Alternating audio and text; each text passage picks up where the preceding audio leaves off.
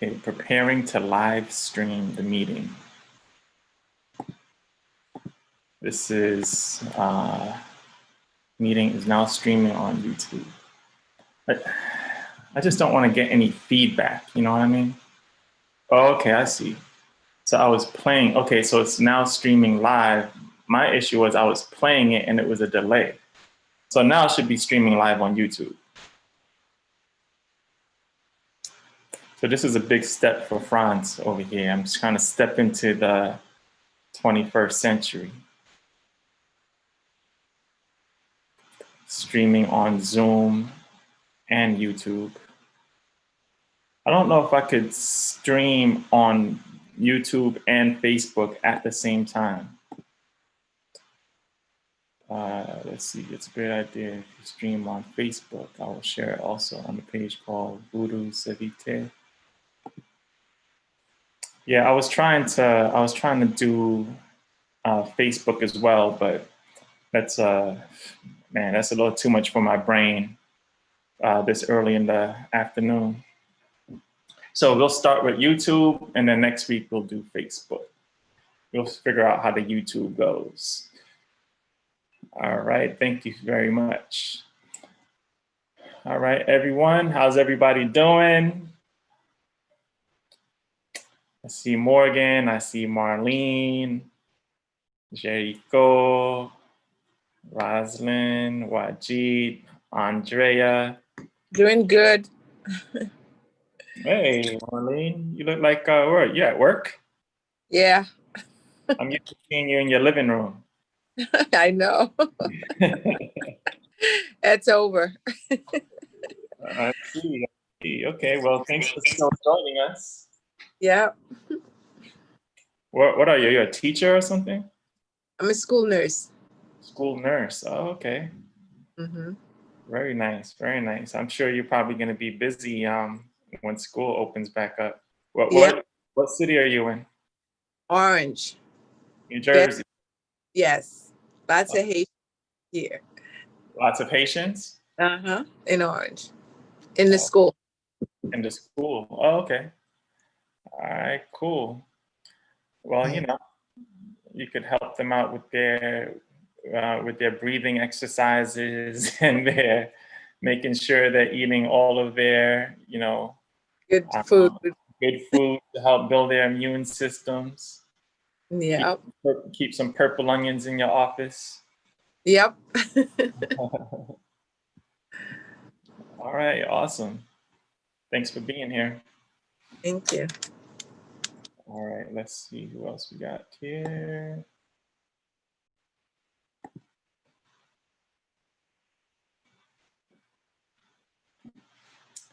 It's a cold day in Maryland. I believe the weather is starting to change. IET would be a nice place to be right now. Because this cold weather, I don't know. All right, we have a very special guest that's joining us this afternoon. I'm looking forward to it. This brother has an extensive history. I'm not sure if you guys saw the bio that I sent out on the Eventbrite, but yeah, this brother, he has been around the block a few times. Been through a lot of different movements, was aligned with a lot of different organizations, Black organizations, and he has a lot to share with us this afternoon, so I'm looking forward to it. All right, let's see.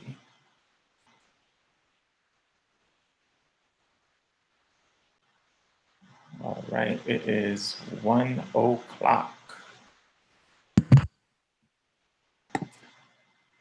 It's 1 p.m. and look who joins us on time, all the time, on time. Like a true Haitian. All true Haitians are very time conscious and they arrive places on time if you're a true Haitian. So, since it's 1 o'clock. Like my mom. That's right. All right, so let's go ahead and get started on our day. It's 1 p.m. Let me make sure I'm recording. All right, thank you everyone for joining us on another session of Bayyinah and Friends. My name is Franz Dereningford Jr., author, publisher with Thoroughbred Books. Today is Thursday, November 19th, the year 2020, the year of clear vision. So we have another great show for you this afternoon. We have a very special guest that is going to join us and share with us. And so definitely be prepared to take notes, open up your hearts, open up your minds, and be prepared to receive a great message. And without further ado, I believe our host is here. So please help me welcome Professor Bayyinah Bello. Thank you, Franz. Thank you, everyone. All the Truitions who are here on time. You could applaud yourselves, because when we are on time, we are in tune with nature.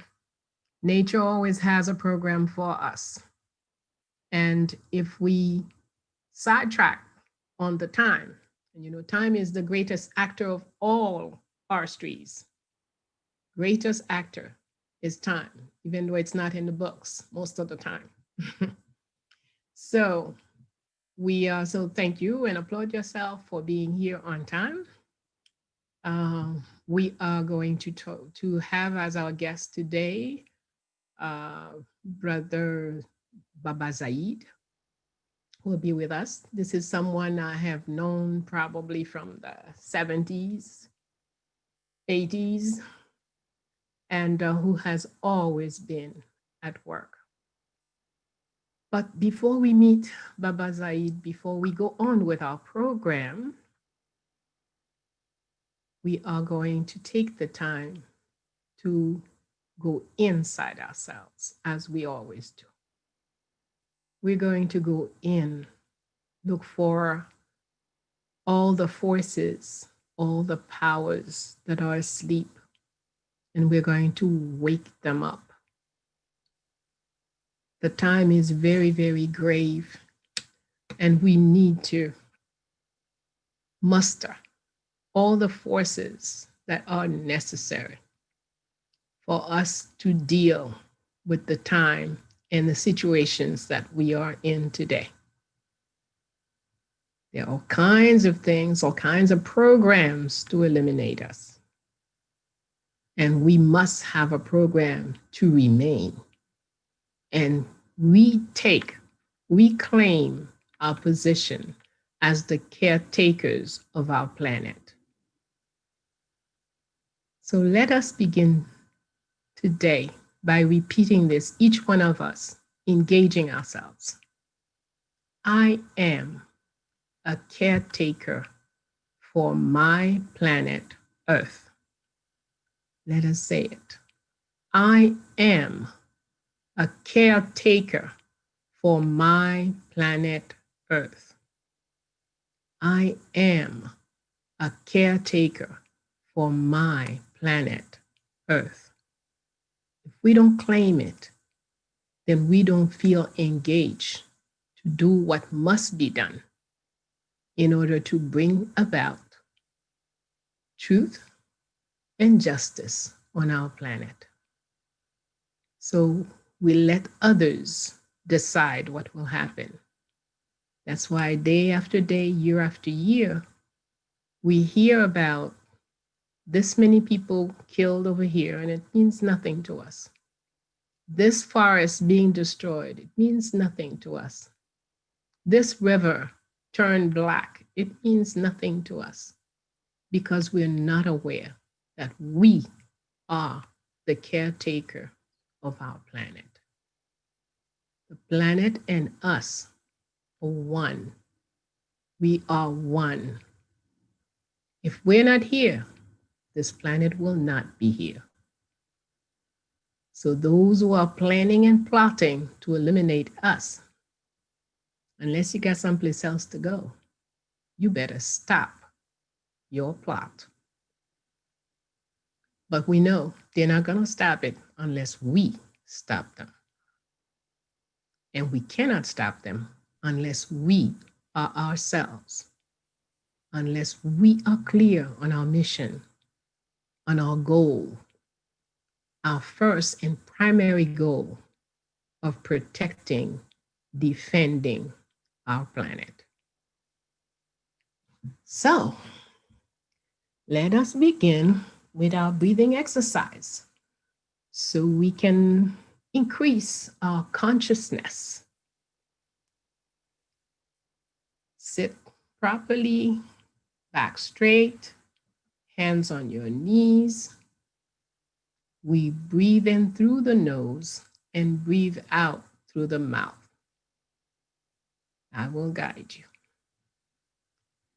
Breathe in, in, in, in.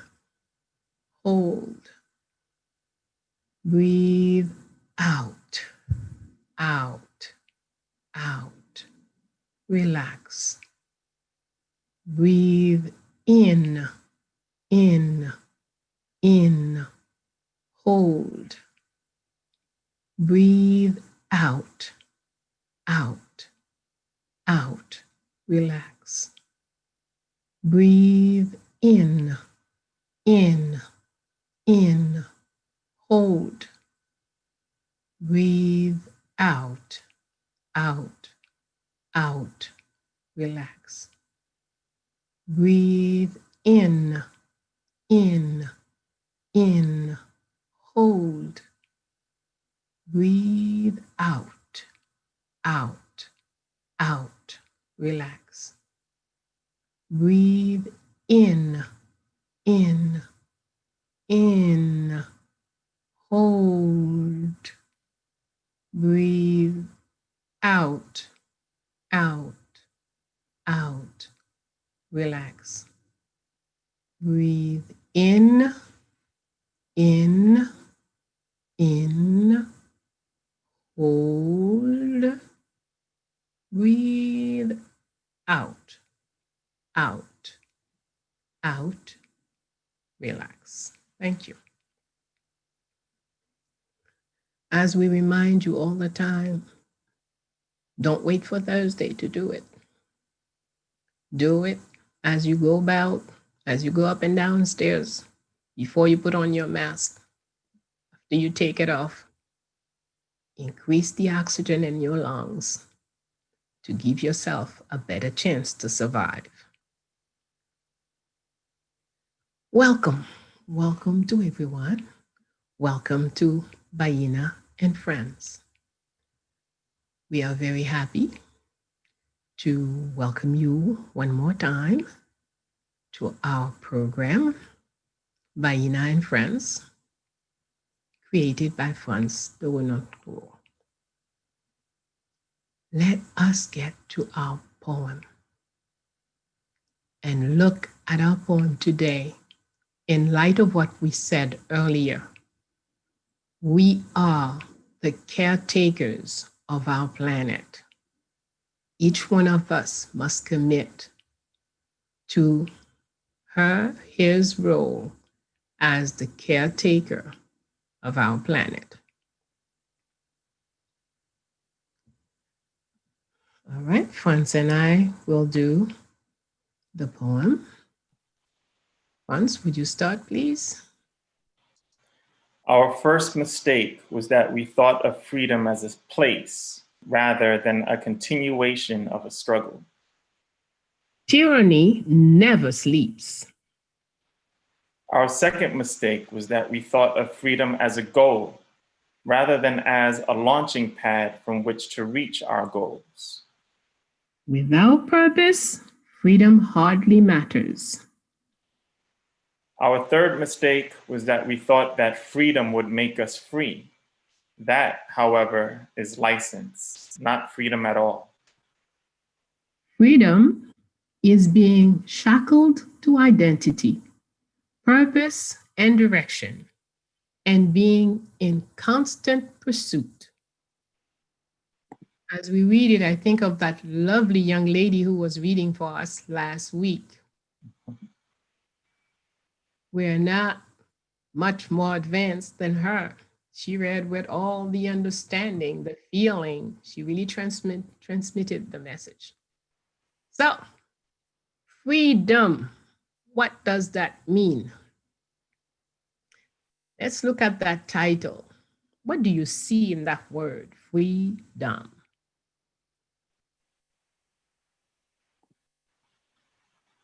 If we're going to play with the word, what kind of sentences would come out of that title, freedom?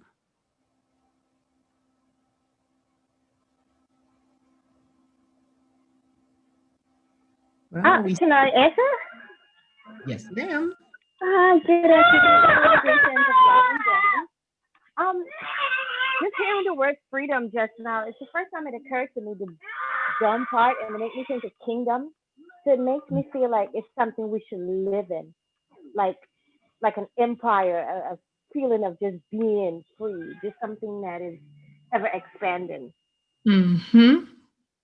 Yes. The word, the syllable dumb could make us think of domain, of territory or space, right? Dome. Also top, a dome. But all of it, no matter how we take the second syllable, the first has only the meaning of liberty, free. Whether it is free from bondage or it is free from lack of opportunity, or whichever way you want to look at it, liberty is in there. So freedom, the domain of the free, the domain where you become free, the area where freedom lives. So we can do a lot of things with when we start using our creativity. So, and the first paragraph tells us, and also very important in that title, the question mark, which is an invitation to think. The author tells us, don't you believe that just because I wrote whatever I wrote, that's the end of it. No, question mark. Start your own questioning. Start your own analysis. Group up, debate, and see what freedom is for you, for your community, for your family. Think about it. It's important. You must have your own ideas about it. Freedom. So, first paragraph tells us our first mistake was that we thought of freedom as a place. So that first part of the sentence tells us that we are able to make mistakes. We could take things for what they are not. We often take one thing for something else. So concerning freedom, our first mistake was that we thought freedom was a place. Again, that dome that comes back, domain, place, rather than a continuation of a struggle. So you see, when we get stuck with I'm Jamaican, I'm Haitian, I'm this, I'm that, we are limiting ourselves to a space. So just think, we're in 1803.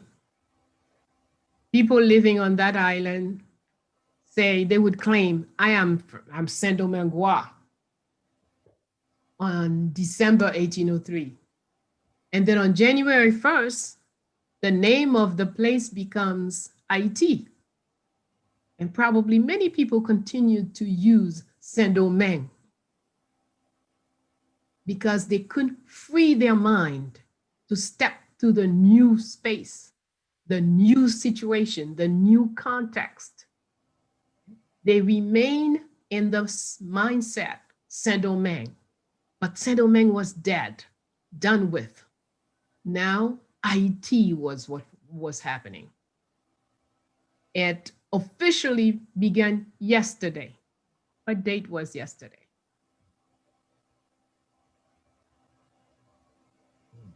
November 17th.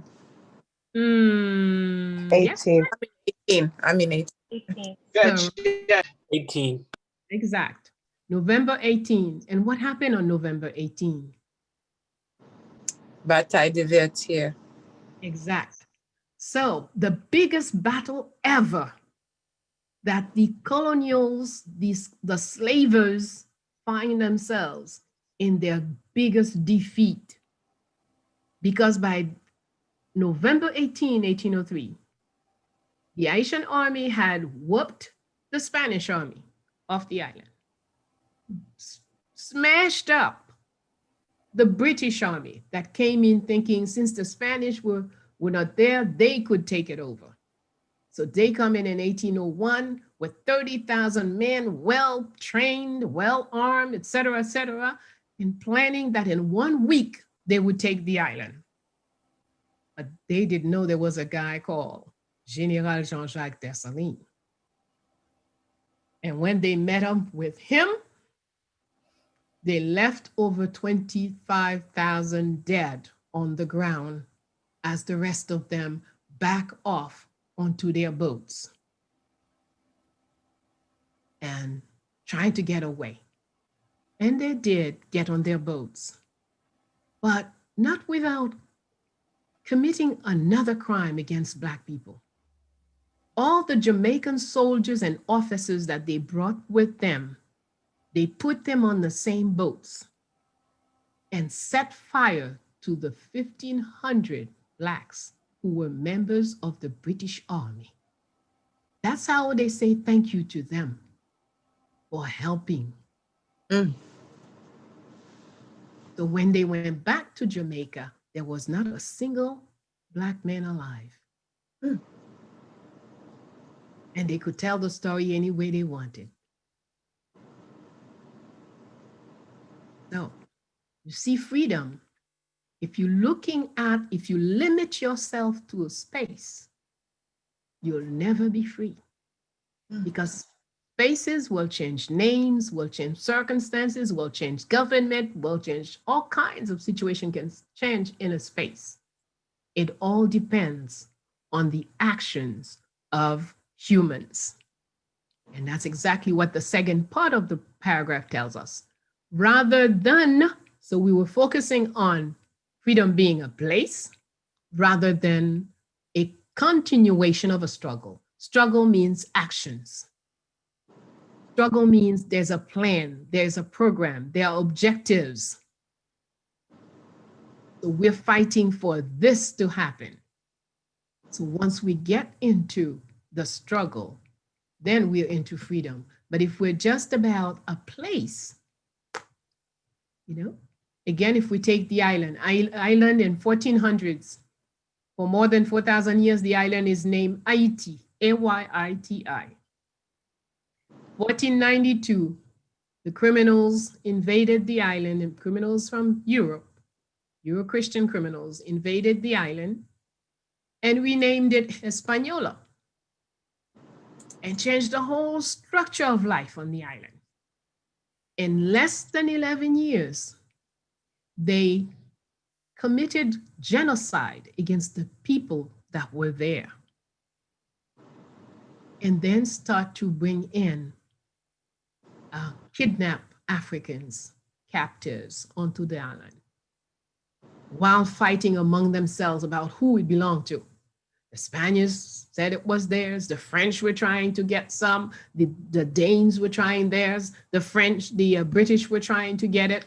Everybody wanted the islands. All kinds of wars, inside wars going on. And with each victory, the name changed. Each victory changed the name. And that's the way it happens for all places. Depending on what actions occurred, then the actions will change what the space will be called. Second paragraph tells us what?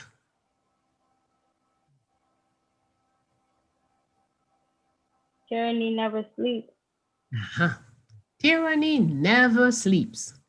Tyranny don't take no coffee breaks, no pee breaks, no vacation, no whatever.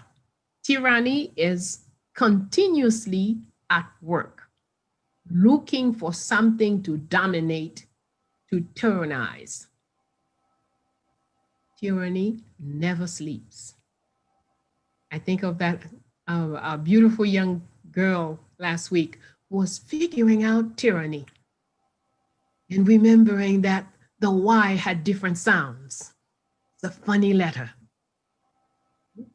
Good thing for us to remember. Tyranny never sleeps.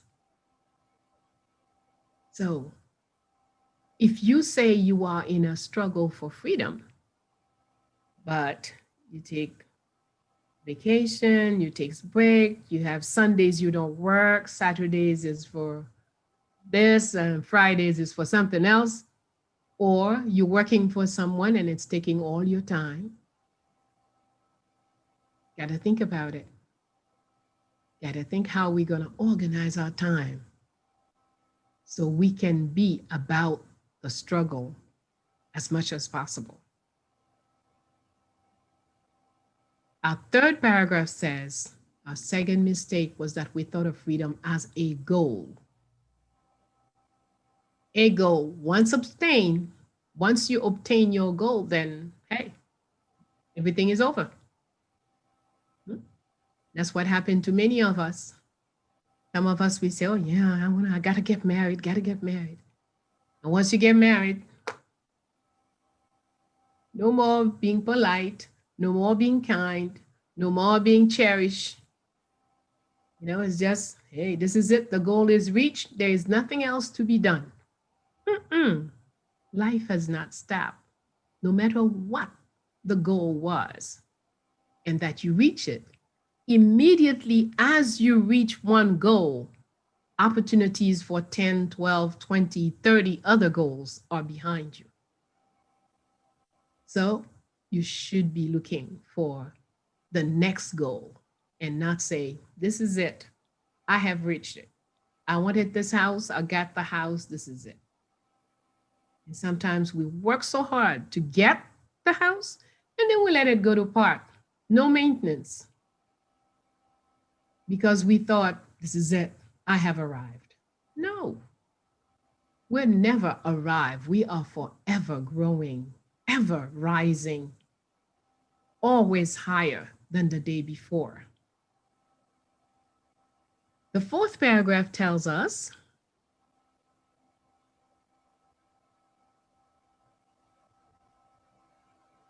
without purpose, freedom hardly matters. Exactly. So, without purpose, freedom hardly matters. That means what? What does that mean to you?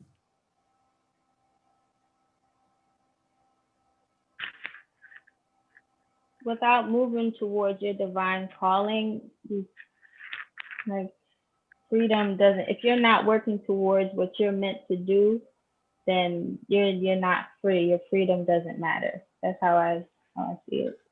Yeah, it hardly matters. That means you don't have it. Anyone can use your energy and make you work for them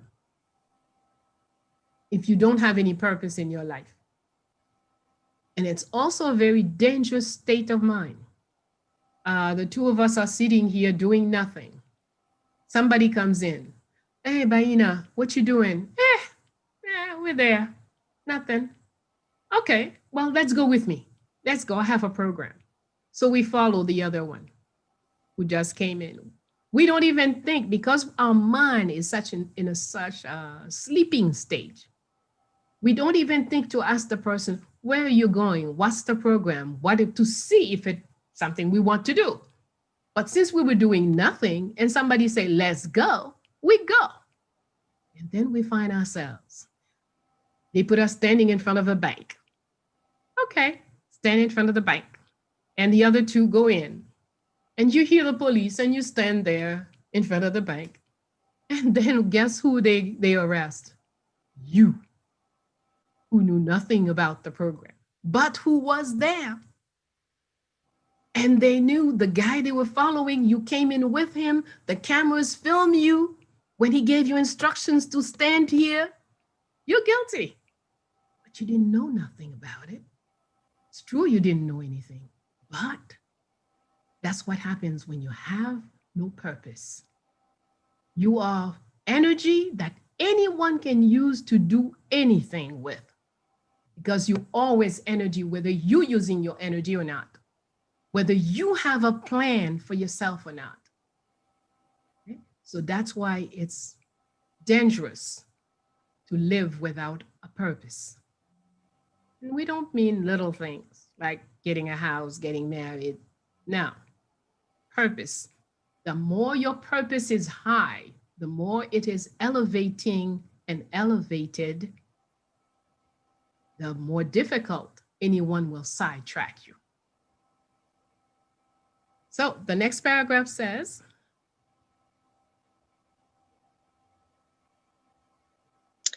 our third mistake was that we thought that freedom would make us free. That, however, is license, not freedom at all. excellent. Our third mistake was that we misunderstood the word itself. We thought freedom meant, yeah, I can do anything I want to do. I'm free. Yeah. That's not what freedom is all about. So you can do anything you want to do. Get up on the third floor and drop yourself down, just so you see how it feels.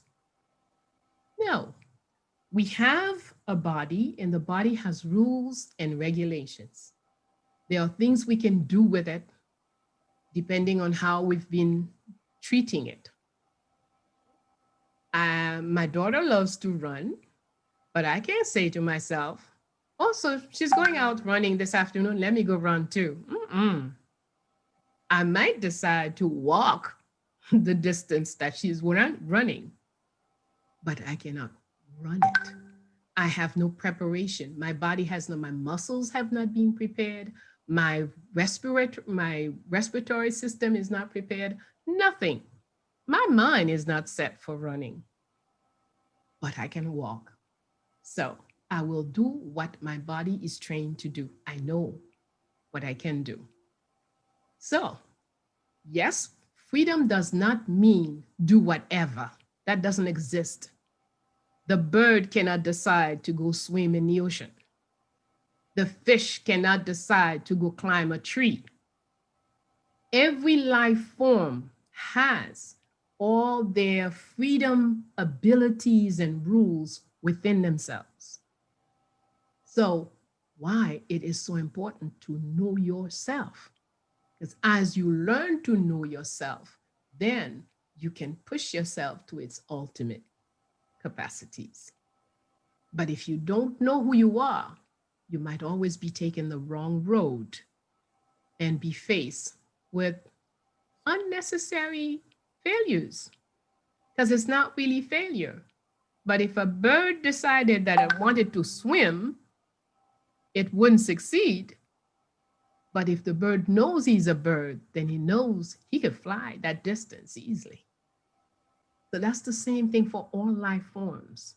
Within ourselves, all of our power, all of our capabilities, all of our possibilities are present.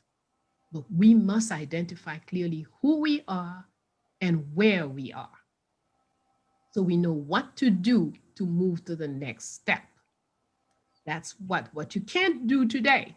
If I go back to the example of running with my daughter, well, if I go into a program for 70-year-old aspiring runners, I could probably run a certain distance in 6 months, in 1 year, in 2 years. But right now, just like that, with my life of sit down and then decide to run this afternoon, that will be a total failure, because I didn't take everything into consideration. That's what's important. Analyze the situation so we can know what to do. Okay, and the last paragraph tells us, Freedom is being shackled to identity, purpose, and direction. and being in constant pursuit. All right. So what does that mean?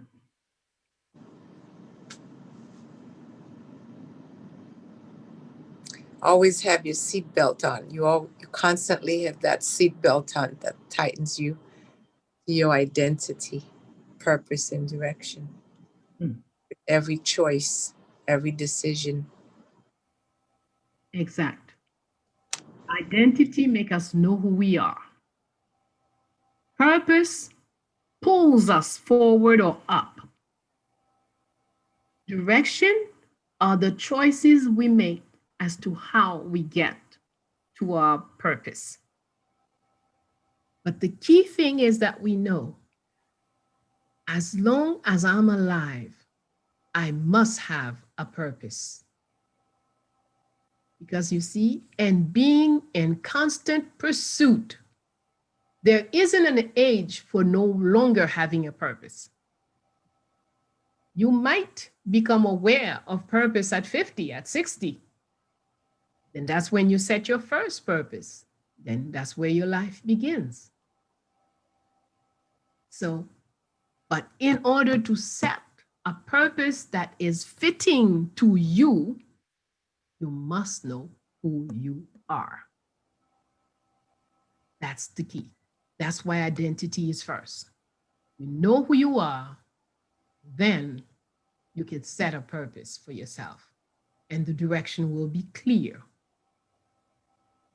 And you will know that forever, as long as you breathe, you must have something that you want to do. In fact, recently, I was talking to this, we have this 127-year-old lady who just passed last week.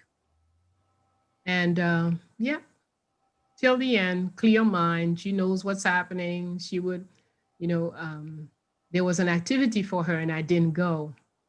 So we called to say we couldn't come, etc. She says, why not? I said, well, because the situation is kind of difficult, the streets, blah, blah, blah. She says, well, how about the others who came here?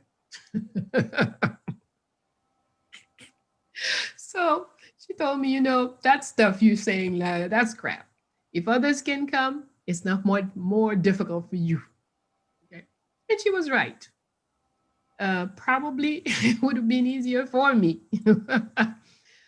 But then, hey, that's the way I saw it. I saw that it was, too many things going on in the street, demonstration, blah, blah, blah. But in fact, she made me face up. These are your fears, Bayyinah. You were afraid to take the street. All the ones who took the street arrived here fine, and they went back fine. So, and 127, clear mind. One of the things she has always said, this woman, she always had something new she was learning.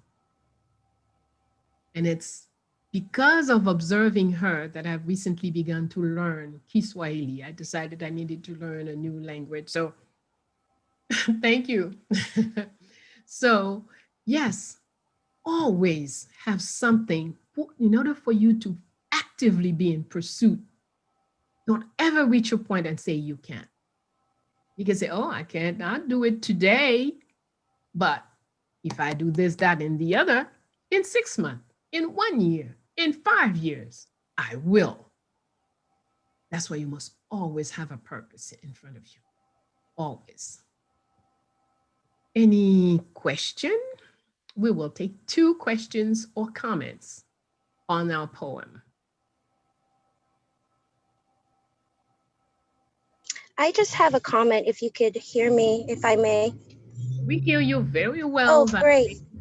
Thank you. I just wanted to comment basically on the poem, especially with the tyranny never sleeps. Mm-hmm. And then in regards to basically, it feels like for me and most other people, there's always something, which in the other sentence, and always constant pursuit. Freedom isn't always constant pursuit. So I always flash back to the people I worked with in corporate America, perfectionists, if you will, always trying to do something and grab for something. And I, for one, experienced that for myself when I was thinking, oh, I need the best condo or this and that. And then realizing that's not what it was to fulfill me. So I just think it's great that you could reassure what I was thinking, you know, to ensure that I wasn't going crazy, because these things are it doesn't what make us live, you know what I mean? So I just wanted to comment on that, and thank you so much for, you know, bringing that insight out of me specifically and seeing there's a bigger picture than myself included too. So it's pretty cool. And that was thank you. Thank you.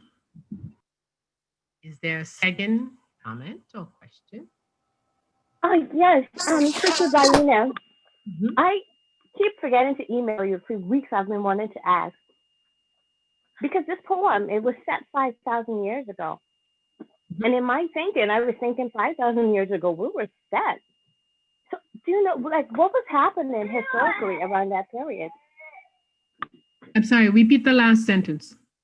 What was happening historically like 5,000 years ago? Oh. I thought we were free then. I thought we only lost our freedom when slavery started happening like 500 years ago. All right.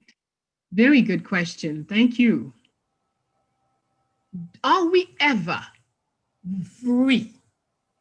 Remember the second paragraph. It tells you tyranny never sleeps. All right? So if I am free to whatever degree, let's take Haiti's Dessalines statement on January 1st.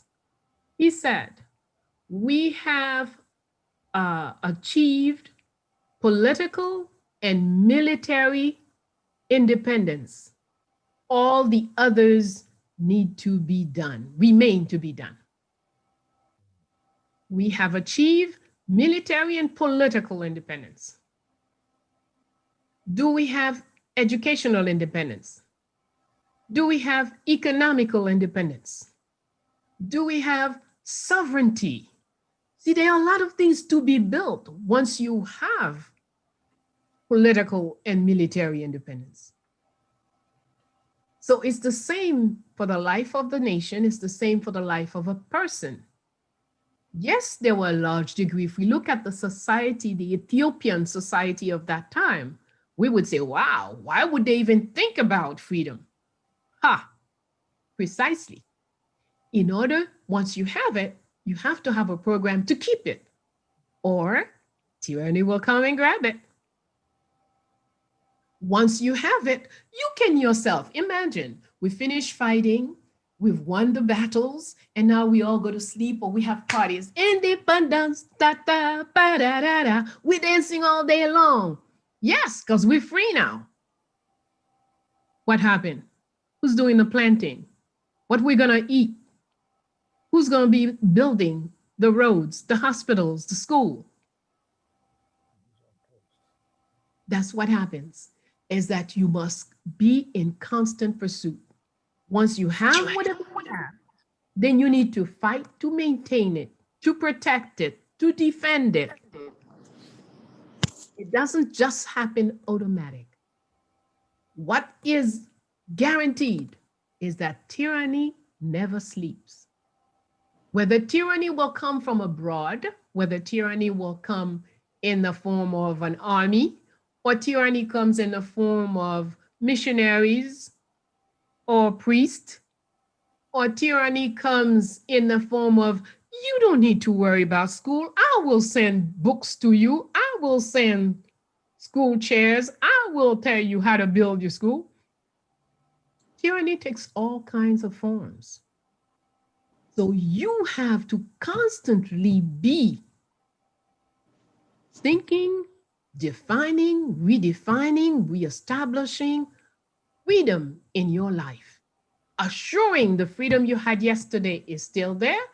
And if you want more, then you do what has to be to increase the freedom you have.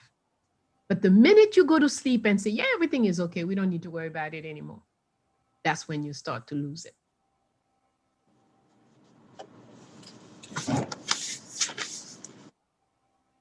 All right. So, are we clear? Are we clearer? Freedom in our personal lives. Freedom in our professional lives. Have we thought about it? Have we defined it?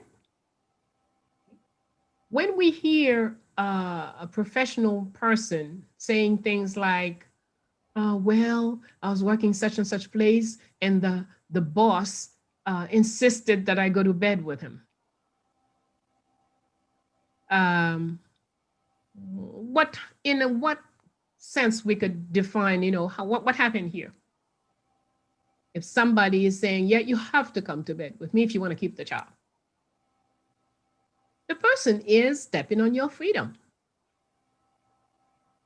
Is stepping under your personal freedom, your emotional freedom, your sentimental freedom, your relationship freedom.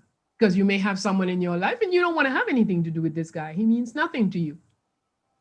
But if you don't understand that it's an attack on your freedom, you're just looking at it as, well, these things happen in the workplace, blah, blah, blah.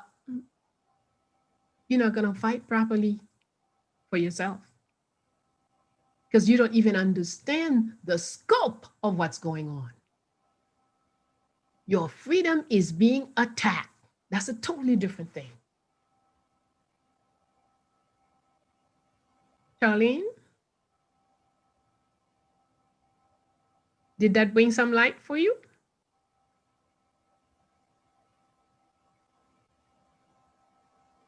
I think she got disconnected. Yes. No, I'm here. I just was muted because my baby's in the background and stuff. But yes, thank you so much. You're very welcome. You're very welcome. Okay. Okay, she said my baby. Here are King tyrants, babies. We don't think about that. Okay? What happened when you're pregnant? Do you decide, well, today, yes, they do that. But naturally, it doesn't happen that way. Mother don't say, okay, I want to have my baby on the 20th of March. No. Baby says, you know what? I am not staying another hour in here anymore. And baby will do anything. Put you in pain, declare war. Because baby decides, today I'm coming out. Mother not ready, father, that's your problem. I'm coming out. So the child has reclaimed its freedom rights and has declared war to the world in order to go out and see the sun. That's the way life is. Whenever you feel your freedom is being threatened, you should be ready to do just like baby. You're not waiting for nobody. This is it. You've chosen your time. You've chosen your hour. You're going. And that's it. Same. Baby is very tiny, but baby can keep the whole house from sleeping. Baby wants to cry. You don't know why. Well, baby gonna cry and scream and yell. Maybe even the next 2 or 3 apartments can't sleep. We may not see it. We don't usually see it that way, but that's what we're still into the freedom. You go to a doctor.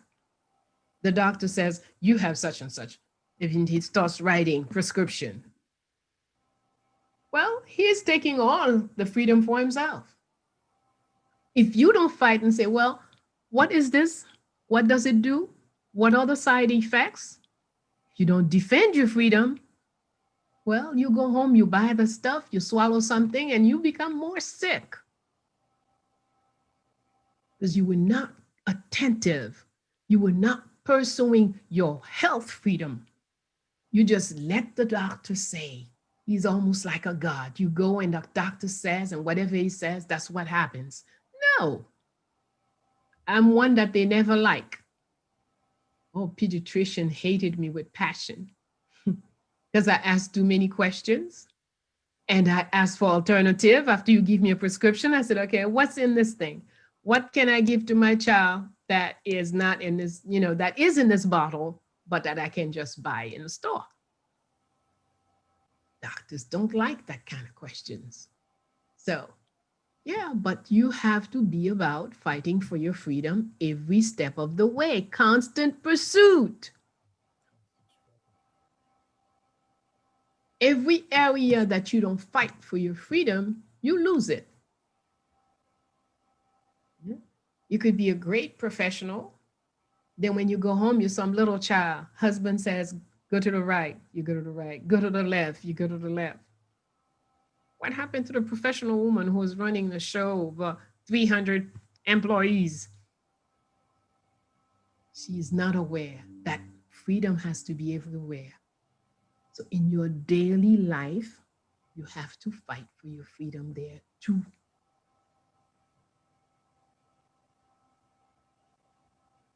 All right. Thank you. We will stop here our discussion on freedom. And I hope today has opened up for a lot of you to realize freedom is not a political this or a social blah, blah. It's in every single part of your life. Every relationship, there is a tug of war. Who will have more freedom in that relationship? Mother, child, husband, wife, lovers, whoever. So we have to be clear on it. And that's what this poem invites you to do.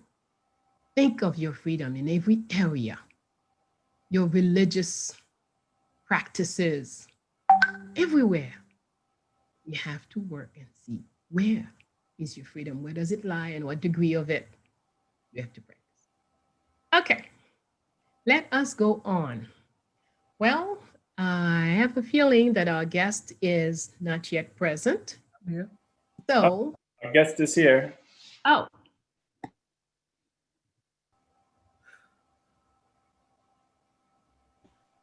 Baba Zayid, are you here? Yes, sir. Can you see me? Can you see and hear me? All right. Yeah, we can see you and hear you. All right. Okay. Welcome, Baba. Oh, wow. That was quite a treatise.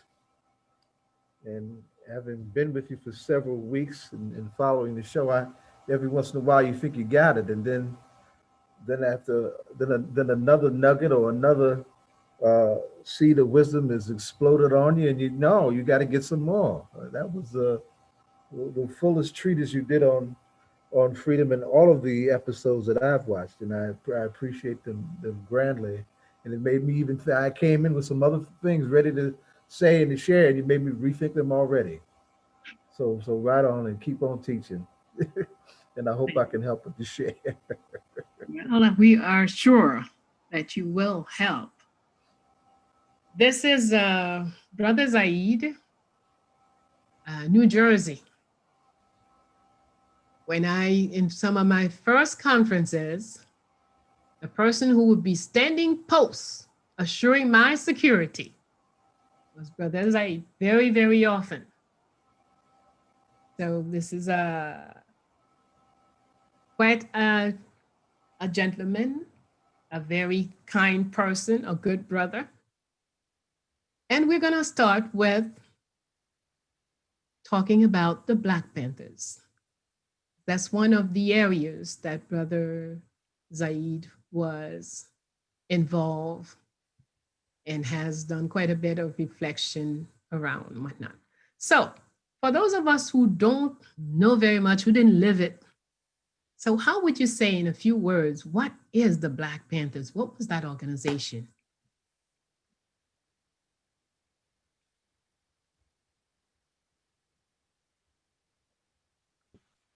And do you want me to do that, or are we saying that to you? That's my question. How would you tell our young people who did not live those years, and how would you tell them in a short, in a few words, how would you tell them what is the Black Panthers? Panther has always been a construct of liberation and security in African culture from the most ancient times. It was alluded to in the fictional Disney thing from the ancient times. But in modern times, it's best known for what came out of the West Coast in Oakland in 1966, behind the imagination of the great Huey P. Newton and his partner, Bobby Seale.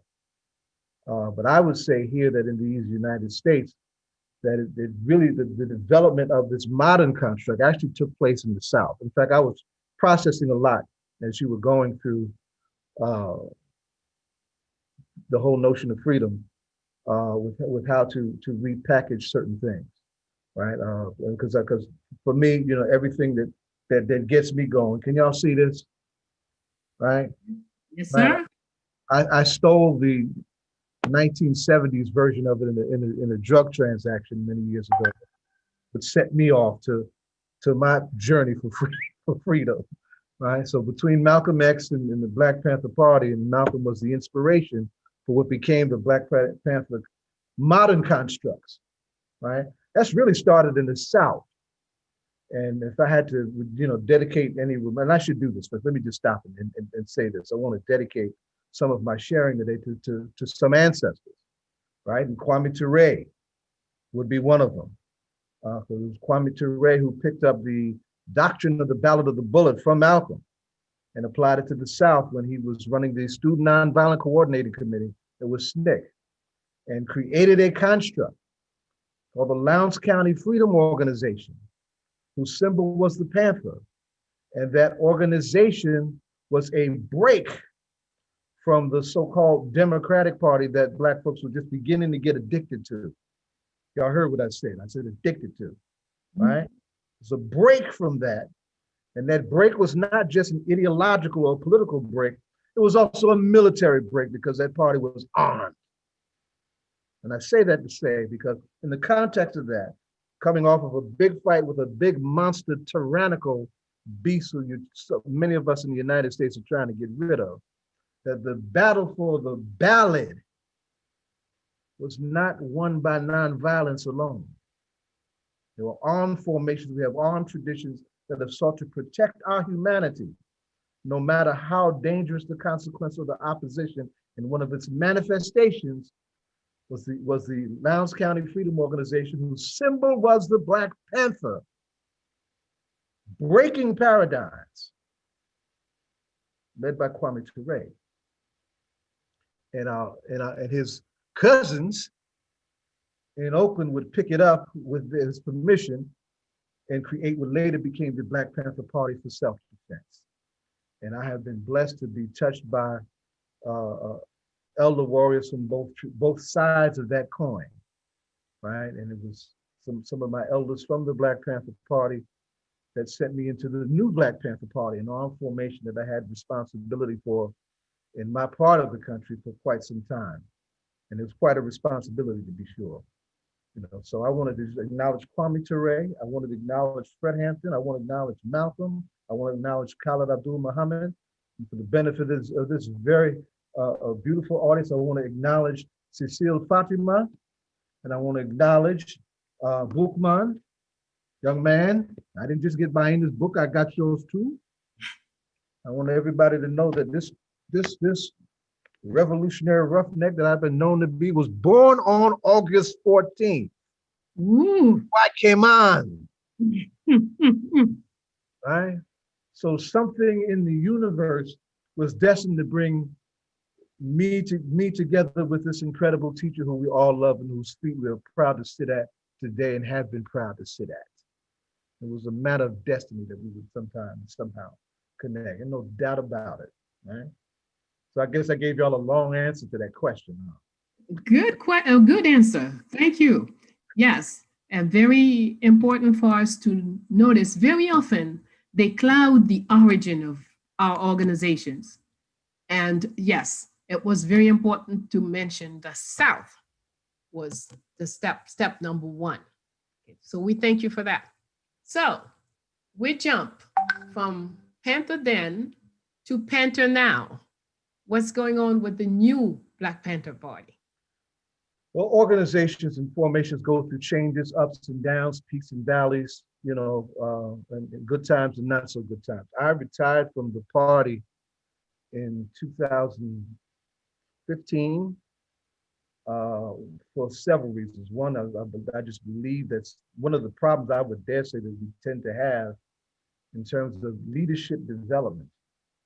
Some of us forget, and I'm thinking about our sister who was with you a few weeks ago, Sister Blackwood, bringing that Ubuntu wisdom, right? The proverb says, Ubuntu proverb says, I am because we are because I am, right? Sometimes when some of us find ourselves in the throes of some kind of leadership position, we forget about the we, right? And I would dare say we have a problem with holding on to notions of power too long, both here in the US and in the continent of Africa in the modern construct, and we do not allow for others amongst our people to grow, right? We think of power in terms of being centered around charismatic individuals, right, who have a lot of macho, instead of a more lateral notion of development where everybody who can contribute is brought up, right? And some of us have friends in the Jewish community. When Jews got a problem, you're not looking at one leader. You're looking at a whole people, and whatever they got, they're gonna throw at you. They're gonna throw at you. You got to be ready for it from whatever quarter it comes from, because they understand power on another way, right? Leadership and power in another way. And I would dare say, by virtue of the original principles and streams of our values, we need to return to that. Yes. We need to return to that. So I stepped off, one, to provide a lesson. And then second, there were also some things going on that weren't cool. And I don't want to get into all of that, but there were some things going on that weren't cool that were actually undermining the values and the mission of what that organization could have been. But the Panther, we say, those of us who have picked up this walk, once a Panther, always a Panther. Now, I may be an elder Panther now, teaching young and seeding cubs, as I've always tried to do, and just making that more part of this particular phase of my life as I approach my 6th decade. But we're always a Panther. So we never give up, we never back down, and we never shy away from any responsibilities that are in front of us that we have to confront. There's a song in Southland back in the days of '60s, and I'm coming back to the poem too. They say that freedom is a constant struggle. Oh Lord, we must be free. Everybody got a hand in that. That's right. Everybody got a hand in that. Yes, indeed. Okay. I know that you sent to France a number of pictures, documents, information that you would like to touch with us today. France, I hope you got that information with you. I'd like to start. It seems that I saw something about Sister Shakur. I wanted to save that to the end. Yes, the way it's arranged, that's true. All right, we'll do it your way. So let's go. What brothers Baba Zayid sent? Well, when y'all think of Malcolm X and the Black Panther Party, I'm sure there's several things that come to your mind. I want to bring some things to mind that will be very much in the flow of what our great teacher has been sharing with us, with her program, that'll round out and give us a more full picture of what I think we need to appreciate. France, can you throw up the picture of Malcolm that says Malcolm Rally? I think that's how I named the document.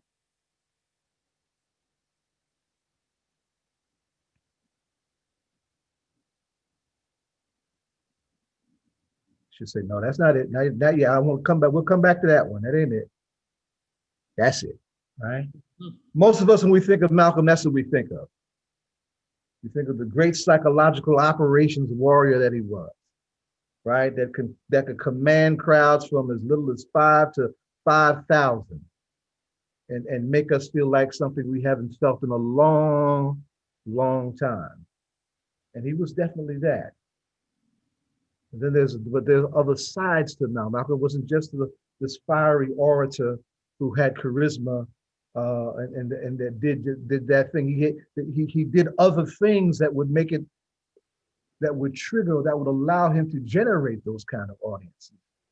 France, go to the slide that says Malcolm teaching.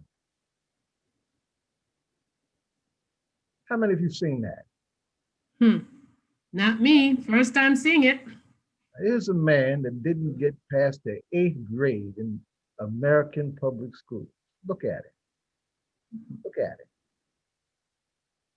total command of language and history, breaking it down, bringing culture and knowledge to men who have been reduced to being boys in the eyes of the world that they lived in. And not being punky at all about it, right? Malcolm the teacher. I would also say directly connected that is Malcolm the organizer. Thought, and he didn't just teach in great big old crowds. Big crowds don't come out of the sky with somebody that got some lip service. A lot of us got lip service.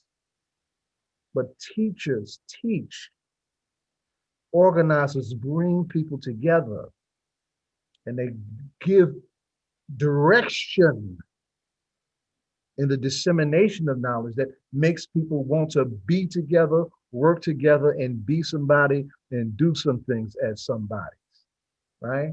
When he left prison in 1952, the nation may have had about 7 or 8 miles. When he left in 1964, there were over 40. He was on the ground driving an old Oldsmobile, a blue Oldsmobile, all up and down the highways and byways of this country, going into Black communities, going after Black men from all quarters, Black men and women from all quarters, from the streets, from where he was, to places where, you know, some of us were able to do back in the days. And this is the 1950s I'm talking about, and could command all of their attention with what he prepared himself from when he cleaned himself up once he was reconnected with his potential from his family when he embraced the teachings of the Honorable Elijah Muhammad at that time and got back in touch. It's the ancestor I didn't mention, his Garvey roots, right? Those things come, all those things come together that shape the place, space, time, and what this man's mission was, right? He was not just a great orator that could electrify a crowd. He was the one, because of his teaching and his reaching, that could develop the seeds that create crowds and make people want to belong and do things on the shoulders of the great Mr. Garvey himself, right? So I wanted to share that. And since France, go to the next one. It says Malcolm with a quote.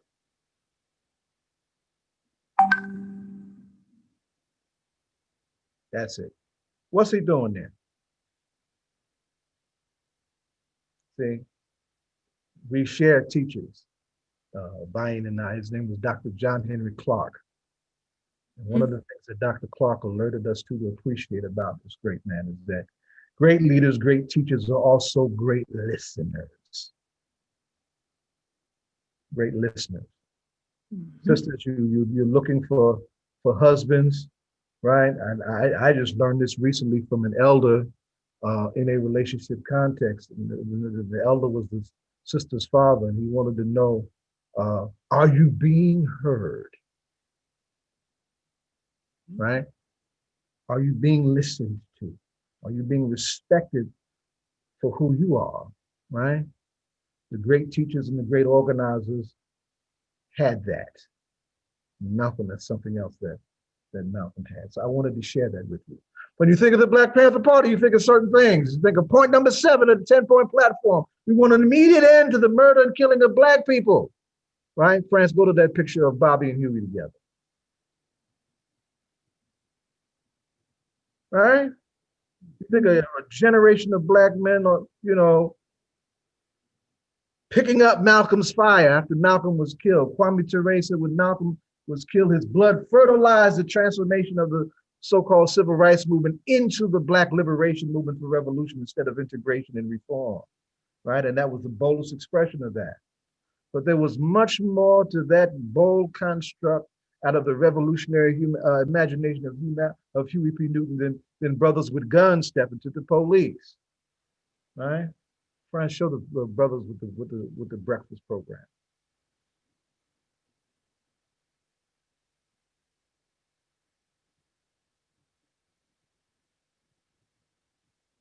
That's Bobby. No, there's another one. There's another one. The one before that. I'll come back to that. There you go. No, that's a liberation school. That's important too.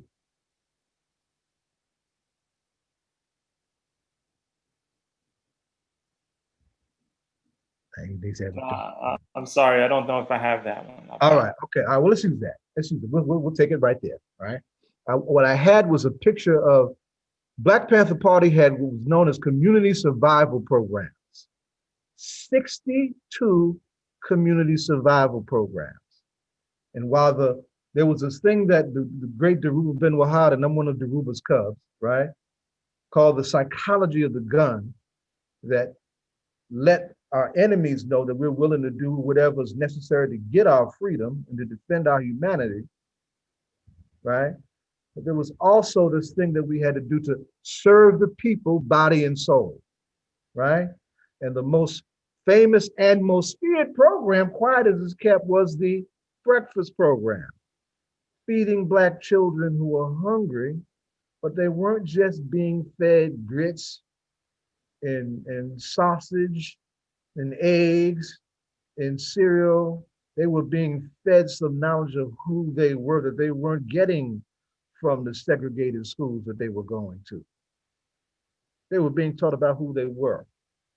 And so it was the fear of the Black Panther Party developing what I will call an organic presence and a respectability. This is J. Edgar Hoover's language, respectability in our community, that the state as we know it came after them with a vengeance. With a vengeance. Can you imagine having the government come after you for feeding children? Well, that happens in places like America when you try to challenge white supremacy. Black Panther Party did that. It served the people, body and soul. I paid attention to all of those programs as a young man, and I was particularly touched by a program that they had medical cadres. They would bring doctors into the community and ask them to volunteer some time for people who cannot afford to get medical insurance, just to be checked out and given some basic medical care. But at the heart of two pieces were very important. That one was testing for lead poisoning because of the rundown conditions that many of us lived in those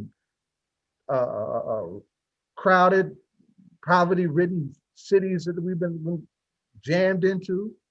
And the other was sickle cell anemia, the blood disorder particular to African people. I lost a first aunt to sickle cell anemia on my father's side. So all of those things captured my imagination as a young man. And I used Bobby's picture because I dare say, while Huey Newton gets so much attention because of his courage and his revolutionary imagination, Chairman Bobby is underappreciated, because between the two of them, Chairman Bobby was a better organizer. Chairman Bobby made sure that those programs kept running. Chairman Bobby, when Huey was inside and about to be put on trial for his life, Chairman Bobby made sure things kept going and that the organization continued to develop. And he was the one going around the city after city, making sure that the folks trying to pull those chapters together were doing them together in a certain Panther way. So that I wanted you to see that. Now we'll go to the others. France, you can show the one with the children,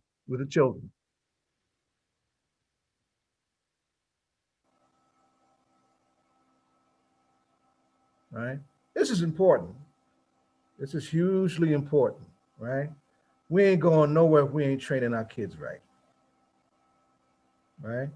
We ain't going, I don't care what you got going for yourself. You ain't getting no kind of freedom if you're not giving your children the direction that they need.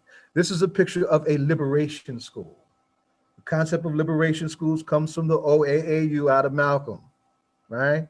The party had the time and effort and the structure to put some of Malcolm's teachers into fruition when Malcolm didn't have time to do that, right? I have my teaching background comes from two places. I'm going to call out two ancestors that are more personal to me that do not come out of the Panther tradition. My first uncle on my biological father's side, his name was John Davenport. He was a boxing legend. I fought for the man, and when I stopped fighting for him, I became one of his coaches. And it was through his coaching that I discovered that, whoa, I'm teaching and I can do this. And I was probably a better teacher than I was a fighter. And shortly after that, one of his best friends gave me a job at a community center that had a at-risk youth program that had no direction, no staff, no content. I need you to help me. I need you to help me. I said, I will do this if you will allow me to do it in a certain way. If you will allow me to do it in a culturally sensitive way, where I can actually bring some kids, bring these children some of their history and their information, and we will use another concept related to the Liberation School is the Freedom School, right? That came out of the Civil Rights Movement. It was started by the NAACP and also by the Student Nonviolent Coordinating Committee. And there's an elder who's still living named Marion Wright Edelman. She was the key person for developing freedom schools. And freedom schools, taught parents, what it is that we're trying to do and voting rights and get organized and how the law works and all of that. And at the same time, they had the responsibility of giving children direction on what was going on with their parents trying to get organized, right? And in the 1980s, when things were terrible on our streets, right? Things were terrible on our streets, dark with the infestation of crack cocaine and all the violence that came with that, right? The elder came up with a call to make freedom schools or safe spaces in those kind of communities for children to be protected and to be taught, right? And so for almost 10 years, better than 10 years, I took over this program out of a place called the Westfield Community Center in Central Jersey, in Westfield, New Jersey, an old community center that was, at the time I took over the program, was about 60 years old, had its own unique Black history. I said, look, if I'm not, and she said, well, how far are you gonna go with this stuff? Because you radical as hell, Mr. Muhammad. I said, look, you have history right here that you got in your closet that we can work with. And I can do something with that, and I can do something with the Nguzo Sabo, and I can do something with some performance principles to bring out these children through their own local history, if you don't want me to go but too far. And some of those children now are doing some very profound things, and some of them even become teachers on the strength of some of the things that we were able to give them in that space. So this is but when you think of the Black Panther Party, do you think of that? You probably don't. You should. That's right. Very important. Should. The real work. Should. Now, France, go to Mr. Cabral. No, I'm sorry. I got Kathleen. Go to Kathleen. Now that's Asada, not Asada, Kathleen. There you go. This is important. See, revolution and fight for freedom is gender neutral, right? I met Sister Bayyinah after she was coming out of battle herself in the streets of Haiti, leading women in the battle. Right? So she's a warrior scholar, right? Black Panther Party, men and women trained in self-defense together. And one of my comrades, the great Thomas Blood McCrary, right? For any Bloods who are in this set, right? Let me teach you about some Bloods. Blood McCrary, who was in the New York chapter of the party and the Black Liberation Army, he said, look, once the sisters got trained on them weapons, all that He-Man sexist stuff, them sisters would turn around and let you know, I'm not just going to defend myself against them with this gun. Don't you do nothing stupid here either, right? So to my daughters watching this, I'll end this thing with Asada at some point, but one of the things that Asada said, can't no revolutionary woman have her no reactionary man, right? And the great Fidel Castro from Haiti's neighbor, Cuba, taught us that we all must be an army of one, right? And to be sure, and those of us who are trying to heal from trauma, trauma is in the language of social justice and community service circles a lot, and it should be. One of the healthiest ways to heal from trauma is to train in self-defense. And when you're under fire, you're oppressed, and you truly want to fight for your freedom, you do not deny yourself of any weapons or any possibilities. Kathleen was a beautiful sister, right? But look at her. She ain't trying to be cute. That she's letting you know that this is how this goes, if it must. Right on. Thank you, friends. Now, let's move along. Go to Mr. Cabral.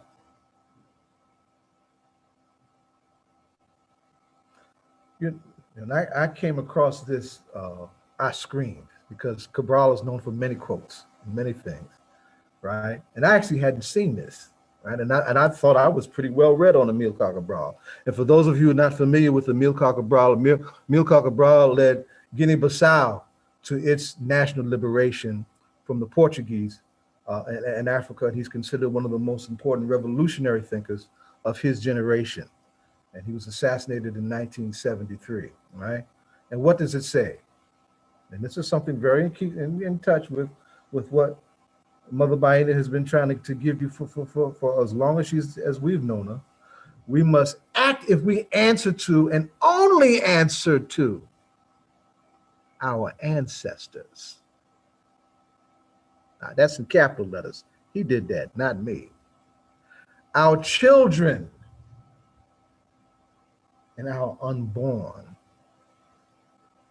And freedom is a huge responsibility that deals with all the phases of life as we should know it in an African way. Our ancestors, our children, and our unborn.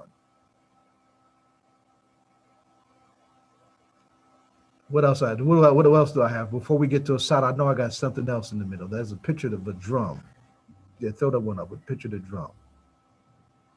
For all of you social media heads,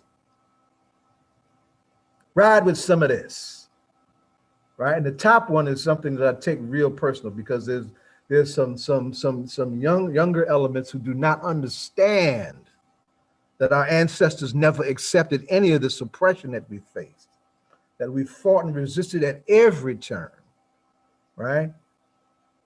And we continue to do that. And we stand on their shoulders with what little freedom we have and for whatever freedom we're trying to seek. And they have a hashtag, I am not my ancestors, right? Well, I want to smack some of them in the name of the ancestors that they don't understand. No.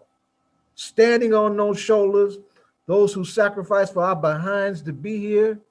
No, we need to try and be like our ancestors. When I stole this book and read it and figured out what I need to do, I wanted to be a Muslim and a soldier just like him. I didn't want to be a bad copy. I wanted to be just like that ancestor. I didn't understand it with the realm of understanding that I had today, but intuitively and instinctively and spiritually, that was clear. We want to become the best of who we become, and our examples come from where? Our ancestors. One of the things that's important to our liberation that we need to appreciate is that we got to stick together. I learned how to do that. Malcolm said our unity is more dangerous than an atomic bomb. Yep. Last time I shared a platform with my sister, it was a forum on Pan-Africanism. Now, wherever we are in the African world, we have to relate to each other as brother, sister, mother, father, comrade in arms, and be supportive of each other until we're all liberated. And the Creator gave us, do you know that the Creator gave us 12 million square miles of the healthiest land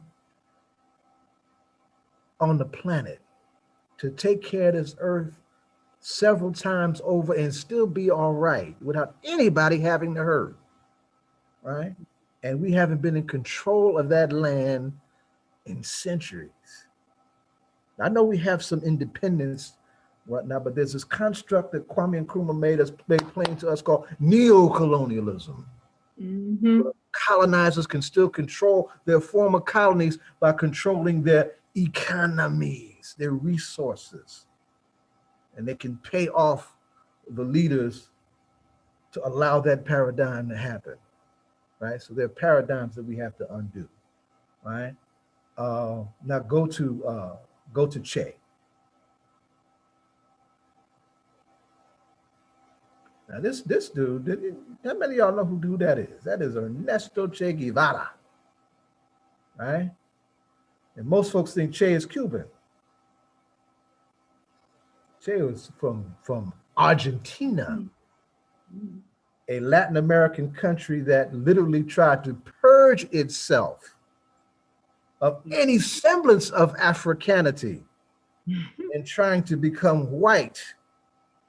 Oh yeah, I mean, and Latin, so-called Latinos don't like to talk about this kind of stuff, but we got to fight for our Africanness wherever we go, right?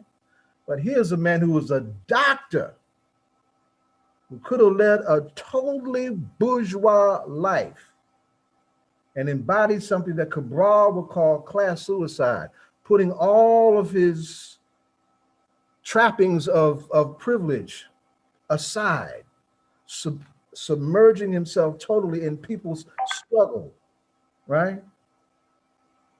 For the greater good of a greater world that they were all trying to create. Argentina, he traveled to Guatemala, a Central American country thick with an indigenous identity that was struggling with the throes of neocolonialism in the 1950s. And neocolonialism generates a lot of poverty. And this is a doctor who would treat people for free and try and figure out how to create constructs so people can be taken care of. From Guatemala, he went to Mexico, right? He didn't get to Cuba yet, Mexico. Help Mexicans try and figure out their nationalist identity, doing similar things. And then he hooks up with a brother named Fidel Castro. And because of what the Cuban Revolution was doing, and because of the scope of what the Cuban Revolution was doing, and the closeness of him and Fidel and what he brought to that equation, Che, a big inspiration on the Black Panther Party, by the way, began to demonstrate when the Cubans would go into the hills to retreat and train up, get their forces together and build with the peasants, that we have to create the things that we say we need and we're fighting for. If folks don't have health care, I'm a doctor, right? I'm going to train folks in whatever I can give them in health care, in the dispensing of health care. We're going to create programs, right? The community survival programs were inspired by people like Che and what they did on the way to winning the victory of the revolution. Right? They created programs where folks took ownership of the land, even though the landlord said it wasn't theirs, and started feeding themselves and sharing the food. So everybody began to have some, empowering those peasants. Peasants who didn't have literacy were being taught to read, right? All while they're training and locking and loading and trying to figure out who to steal weapons from, to fight those beasts that were willing to dance that dirty, decadent dance of neocolonialism, right? You can't do it without the people. And to get the people, you've got to serve them body and soul. So I'll use this quote that he's most famous for: one cannot be a revolutionary without strong feelings of love. And this picture is in the Congo. He didn't stop in Cuba. He went to the Congo. And one of the most dangerous moments in the Congo, this is after the decapitation of Patrice Lumumba and the imposition of neocolonial tools who did some horrible things to our people in the Congo, right? And the Lumumba supporters were underground and the part of that resistance. They weren't ready to come all the way to fruition. That would take decades under Laurent Kabila. It didn't come to bear until 2000. But he put it on the line and shared his guerrilla experience, his medical experience, his organizing experience to help those troops survive. And it was important to their survival. Of course, he would ultimately be captured and killed in Bolivia, another heavy indigenous population that is going through its own battle against a neo-colonial arrangement, right? In 1967. So what am I saying? I'm saying in this paradigm that we're in is about education, justice, and wellness, right? And health, right? Lead with love. Lead for the love of our people, the love of our ancestors, the love of our children, right? The love of who we are and who we can be, right? Our principles matter, you know, principles matter. And these are some of the principles that our revolutionary tradition in this crazy space called Western world, they dare call it Western civilization. The whole thing is built on genocide. I don't know how you can call that civilization, right? Those fighting for civilization always led with love, right? Right. So that's I'll pause there if we want to, right? And I'm going to save Asada, if I may, Madam Teacher, for at the end of our dialogue to close out. Is that okay? That's fine. Okay. All right. Everybody all right? God, I wish we were doing this live. Well, they are fine and very busy on the chat, commenting everywhere. So that's, yes, they're very much with you. All right, before we go any further, let me do my duty towards Fondation Marie-Claire Heureuse Félicité Bonheur Dessalines. Thank you, France. So Fondation Marie-Claire Heureuse Félicité Bonheur Dessalines, which is in Haiti. You'll find on Facebook, on Twitter, on Instagram, Fondation Félicité. The official Bayyinah bello is still in the works. That's coming. You're working very hard these days. To contact us by WhatsApp, 509-2940-0869, or the website, www.fondationfelicite.com. And if you wish to donate on PayPal, it's pourfondationfelicite@gmail.com. I have to tell you, Fondation Félicité's birthday is, 3 days from now, November 22nd. Fondation Félicité turns 21 years old. So she is truly, what do they say? You turn what at 18? You become what? An adult. Legal. Huh? All right, so you turn at 18 in our structure, it's at 21. So Fondation Félicité becomes an adult in 3 days. So thank you for all the support, help. As you know, we are working hard these days for a campaign. We're gonna open soon a campaign, a fundraising campaign for the independent soup program, which we've been doing for the past 21 years, where we try to share the soup. We don't do charity, as you know. The Empress told us years ago that, we don't do that thing, no charity. But we do share what we have. She says those who have are duty bound to share with those who have less. Those are her words, the haves and the have less. So what we do, we run a fundraising program, and depending on how much we raise for that, then that will determine how many people we will share the soup with.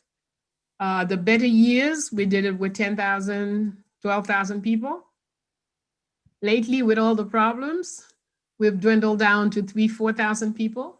But this year, we're very, very bold, and we want to go back to at least 10,000. So we are counting on everyone's support to help us do this. And quite a few of you, I must already begin to thank some of you who are organizing. into different groups and want to do different programs for the fundraising so we can reach our goal for this year. One of the hope is that we will be able to go to Shanmas. Shanmas is the largest public place in Port-au-Prince. That's where all the big statues of Dessalines, Christophe, all the great guys are there. And the past few years, we've not been able to go down to Shanmas because if you're going down to Shanmas, you got to be correctly prepared. You know, minimum 10,000 people is easy. We had in 2003, we presented Haiti, Island of Fire, on Shanmas in a very difficult political situation, shooting everywhere, kidnapping, blah, blah, blah, blah, all kinds of stuff. So when we went down there to do it, my mother was still alive and she called from New York, she said, I hope you're not leaving your house today because you know, there is this, there is that, you can't go.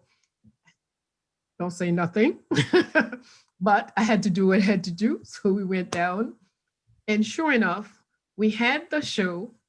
Over 11,000 people came in spite of the situation. So one of the things we've learned, if your purpose is good, your heart is in the right place, you're aligned with all that you should be, then just go ahead and do what you have to do. And in fact, it is a request we've received that we have to do it this year. And we're going to do our very best to make it happen. So in Shanmas, you do anything in less than an hour, you have 10,000 people. So we would have to spend the night of December 31st preparing the soup in quantities that we need. And then from 7 a.m. to 12, the soup will be shared with all those who will come. And so we hope to be able to have quite a bit of images, and we have no excuse because one of our followers on Bayyinah in France just gave the Fondation a fabulous camera. I don't know how to use it, but I hope somebody in the Fondation will know how to use it. That's why we need our Francis. Mm-hmm. That's why us older heads need our sons and daughters like France to be around. I don't know if France is very good with cameras. I don't know. We know we have a couple, but we're going to find someone who's good with cameras and who will be able to make great pictures and fabulous videos for us so we can report back to you how it went. So with all this is to say, we're counting on you to help make January 1st the best January 1st ever when it comes to sharing independence soup in Haiti. Quite a few people also are planning to do it, or some people are already doing it, like in Brooklyn and Queens. They have plenty of, some of in restaurants. Some of the Haitian restaurants offer the soup free of charge on that day. So before you go pay, ask if you're going on January 1st. Because it's psychologically, it's of major importance to us that the soup be shared. So the different groups are organizing so everywhere we can have the independent soup. And by the way, the Empress said, if you make your soup and you sit home with your husband and children, it's just pumpkin soup. But if you're making independent soup, then a bowl has to go down the street to the old lady whose family is no longer with her. A bowl has to go to people that you think might not have prepared that day. So the soup has to walk if it's independent soup. It has to go from one place to another. All right, so we hope everyone will practice. You say that to a poet, I might do something with that. All right. That's to walk. Okay. Nuts, I love that. Walk, yes. All right. So we are counting on all of you, hoping to see you as those who will come down and help. Let us know. You'll be welcome. Thank you very much for everything. I'm finished my job with Fondation Félicité. We can go back to our guest to get the rest of the goodies that he has brought for us.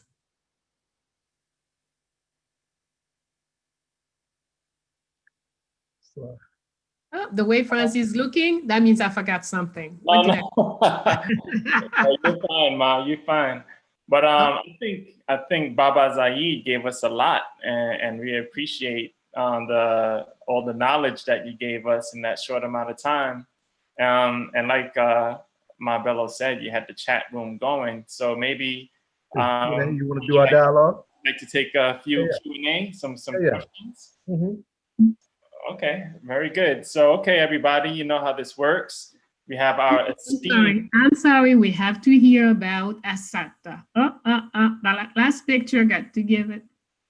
Okay, all right, very good. So, all right, everybody, go ahead and fill out the Q&A board, raise your hands, and then Baba Zayid is going to give us a little bit about our sister Asada.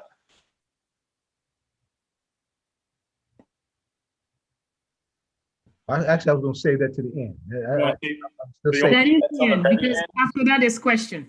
Yeah. I'm going to say that to the end. I will say this, though, right? You saw, and I don't have my copy of her book here, right? But I'm one of Asada's cubs also, right? I'm going to cover the New York chapter of the party. Asada personally, I haven't seen my sister in over 20 years. I haven't been to Cuba in a while, and Cuba's doing an enormous job in protecting her. Right, but I had the responsibility of organizing the first book party for her book in New Jersey, where she was captured and nearly killed and put under the prison. You know, that ain't rhetoric for these white folks. They will do that to you. You know, back in 1988, once upon a time when I was still a young man, and that set me off on this particular dimension of my walk. You know. So she's hugely special, and what I'm saving is something that is resonating with among young women. You have to give it to us now, Baba. You have to give it to us now. All right. Because after that, open for question. Put it up. Put the picture. I wanted to do this in a call and response way. So I don't know if we can do this virtually if everybody unmutes. Well, I don't know how that'll work, but it is a pledge. And it's become a pledge, and it's a pledge that young women are embracing all over. Because one of the things I want to say before I do this is that when we see all of this protest activity, so much of it is led now by so many of our daughters. And so many of them are also bringing the feminine energy, the feminine principle, because it is not just a principle that is strong on accountability and discipline, it is also the healing principle, right? So I want to say that, right? And it's not by accident that this is blowing up amongst young daughters in the streets of, and not just the US, we see it picking up in Black quarters in Latin America too, right? If y'all want to repeat after me, you can. It is our duty. It is our duty. It is our duty. To fight for our duty. To fight for our freedom. To fight for our freedom. It is our duty. It is our duty. To win. To win. We must love each other. We must love each other. Love each other. And trust each other. And trust each other. We have nothing to lose. We have nothing to lose. Our change. But our change. I believe I believe that we will win. That we will win. And I believe we will win. That we will win. We will win. I believe that we will win. We will win. Ancestors are fighting to win. That's right. Yeah. To win. Ashe. Ashe. Ashe. Ashe. Yes. Ayi bobo. Ayi bobo.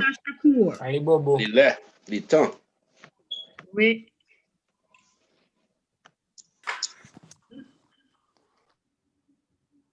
Thank you very much. And I see plenty of Asatas are in the audience. I want to name an ancestor, one of Asada's comrades that I dedicate these remarks to also. I started to name my daughter Asada, but it's so many little Asadas running around. I said, no, let me name her after my big sister, Safia. Asada had a comrade named Safia Bukhari Alston, who was the Black Panther Party and the Black Liberation Army. He was one of my leaders in the New African Independence Movement as well, right? She was quite a soldier. And when she got out of prison, right, and you're not going to see me talk about the walk of the Panther without talking about my elder comrades who were still in prison. Some been in prison over 50 years. Sundiata Kohli, Mumia Abu Jamal, Ed Poindexter, Chip Fitzgerald, right? In prison for decades,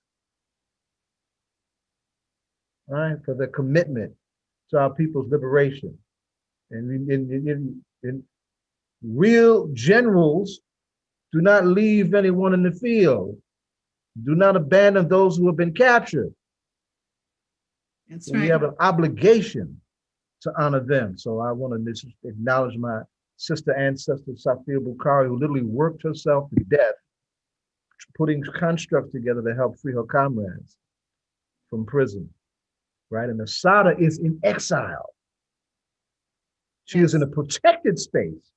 She's in a palanque. She's in a liberated zone that protects her, but she cannot leave that zone without certain protections because she has a price on her head. She's a maroon. She's a maroon. You know, she's a target. They still wanted to put her back into captivity, and they want her so bad that they want her dead or alive. You know, so that paradigm, you know, needs to be appreciated. The dimension of sacrifice, with faith and knowledge, also comes courage. It breeds courage. Yes. I want to honor their courage. I had to just throw that in there. That's right. Thank you very, very much, Baba Zayid. You have enriched our knowledge. We have enriched our heart, our determination. And certainly as we hear and learn more about those who have gone before us, their fights, their sacrifices, it makes us stronger and make us more determined to take the road to freedom, to take the baton and continue the struggle. As we know today, as our poem tells us, a poem written over 4,500 years, nearly 5,000 years ago. My ancestors, incredible. They told us the struggle is forever. So let's not get into la world. Oh yeah, after this is done, we're gonna be in this wonderful world and we're gonna be happily ever after. Isn't that the word? Oh yeah, that's the thing we all repeat about all kinds of situations. Happily ever after does not exist. The only guarantee you have to have a decent life is to stay in the struggle, to always be about defending freedom. Because freedom, there's nothing static about it.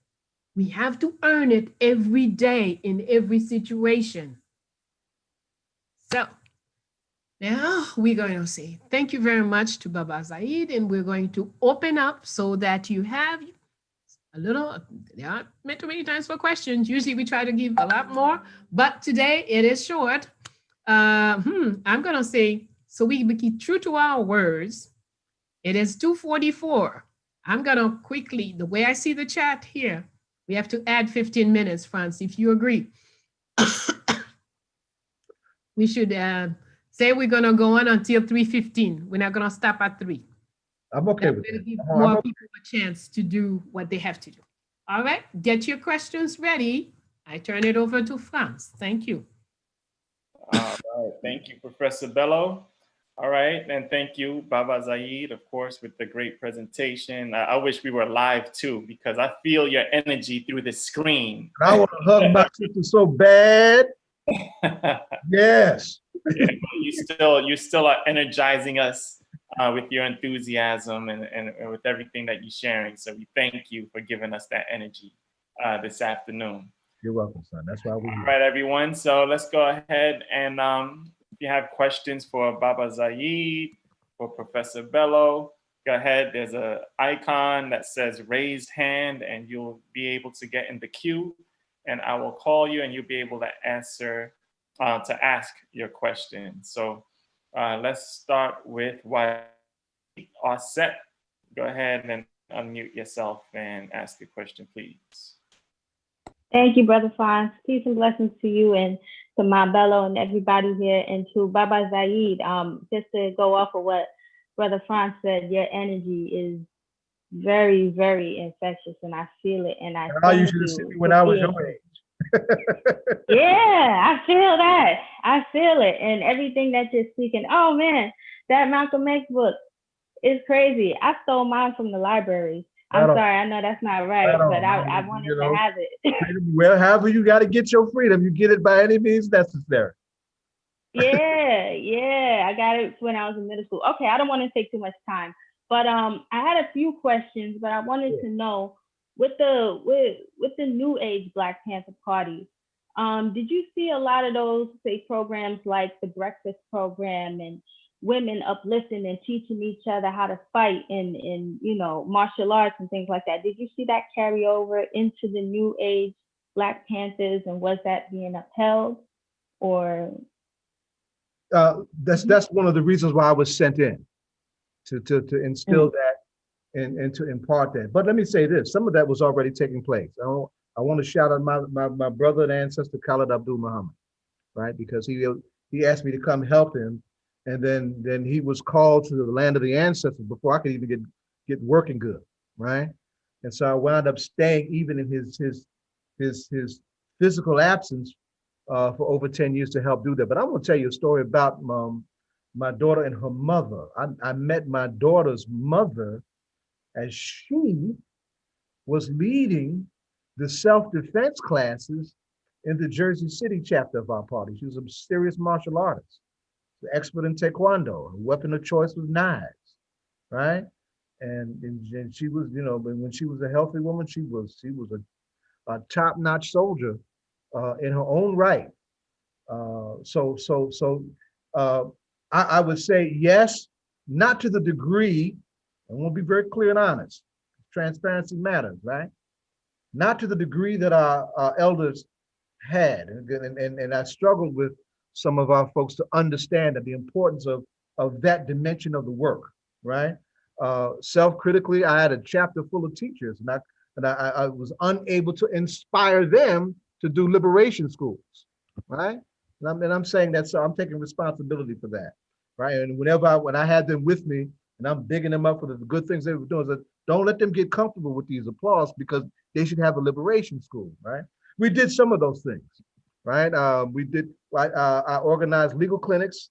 We did food and clothing drives. We did some of those things, but we did not do 62 programs. No. So there's always work for improvement. But the new Black Panther Party, as I was involved with it, emerged literally in the shadows of Huey Newton's death in August of 1988, where the Klan was making a bold resurgence in the South, right? And some young Black men in Dallas, Texas, led by Aaron Michaels, right, said, you know what, we're going to pick up on what Huey and them left us, and we're going to stand in it. We're going to stand up to these crackers, right? These are brothers who was a top soldier. These were brothers who were with military background and whatnot, and that's a part of our tradition. We've always had armed self-defense expressions, whether they were known or not, publicized or not, underground or above ground, right? And they leaned into that and claimed the title or the name, the new Black Panther Party. It wasn't the same thing. They weren't the Black Panther Party as we know. There was a total generation between them, right? But they called didn't see it as a continuation of what was created. They saw it as like it was an honor of. It was there is a dimension of continuity, but there's also some difference, right? Several years later, when Khalid came and became its national chairman, Khalid was an organizer. People don't think about Khalid as an organizer.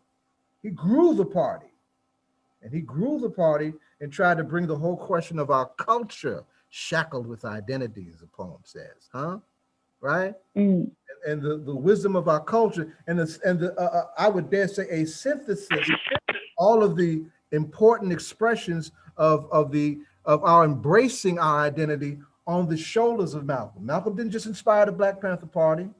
He inspired the Bayyinah movement. He inspired the Black Arts movement. He inspired the emergence of Black study, all of that, right? All of those branches of Black love of self, right? Khalid tried to synthesize that in the party. He doesn't get credit for that, right? And a lot of heads really didn't appreciate him close to him and didn't appreciate him not so close to him. And so his legacy is still yet to be appreciated. I did what I could with what I had in my resources, and I'm proud of what I did. And I'm proud to have fed people, clothed people, taught people, trained people, and protected people, and spoke for people when they couldn't speak for themselves, and to teach people how to speak for themselves, right? But not this is a constant thing. These things evolve.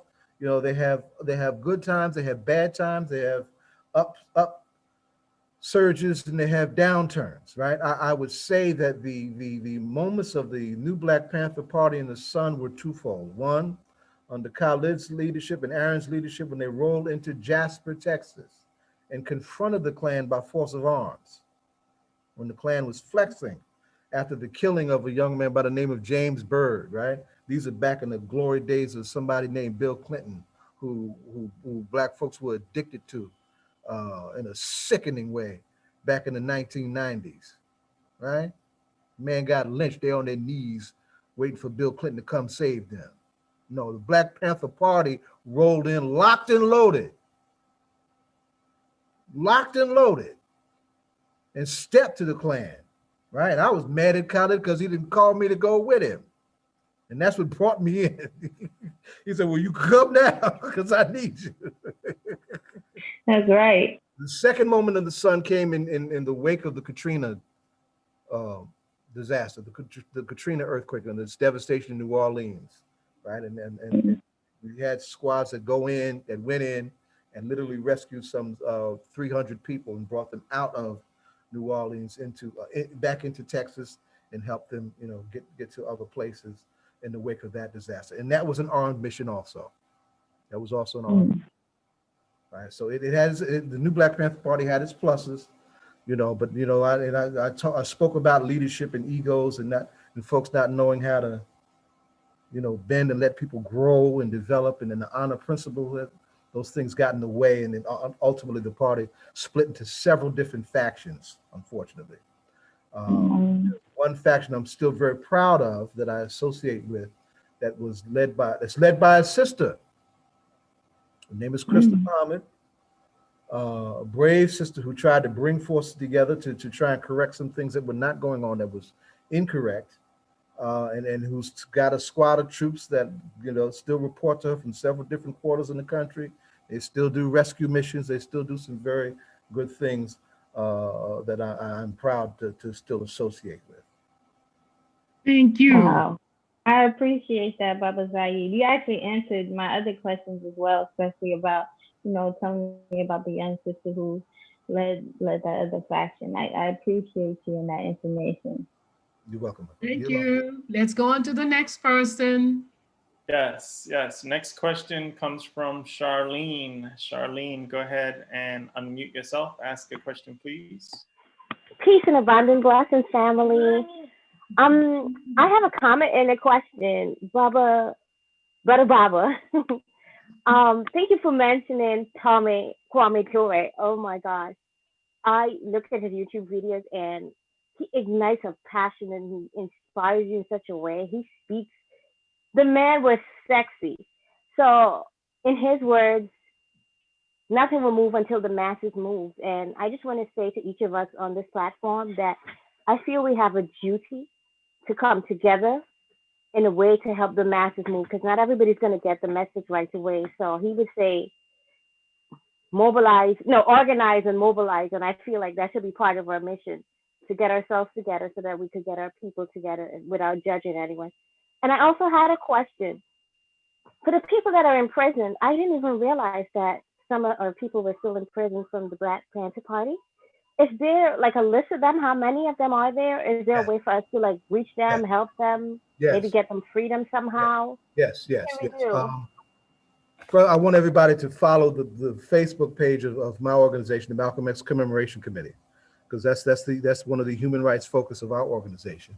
But specifically on a national scale, our founding chairman, Herman Ferguson, who was in the OAU with Malcolm right up until February 21st, 1965, and who organized a gun club in the absence of his leader that trained a lot of young men and women who ultimately went into and made up that legendary New York chapter of the Black Panther Party, and who had to leave the country because he was a COINTELPRO target, right? And go into exile. He was in Guyana for over 20 years and helped Guyana develop its defense forces and its schools, right?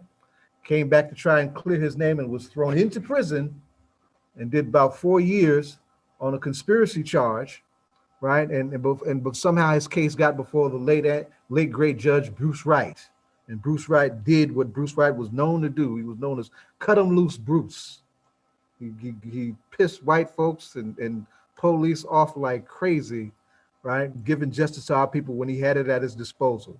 He had Baba Herman released, and Herman came out of prison at 69 years old, pulled some of his comrades together and crazy young people like me who were drunk on Malcolm, right? And created the Malcolm X Commemoration Committee. And one of our main things that we've done every year, and we've done fundraisers for our political prisoners that go into their commissary. Now, we're in a COVID age, right? We're in this COVID moment. So we've been doing monthly webinars, right? And then the webinar would be dedicated to a particular political prisoner for a given webinar. I think when I had Queen Bayyinah with us, we dedicated that particular webinar to Jalil Muntakim, who was just released after 49 years in prison. But I want to alert you to the Jericho Movement.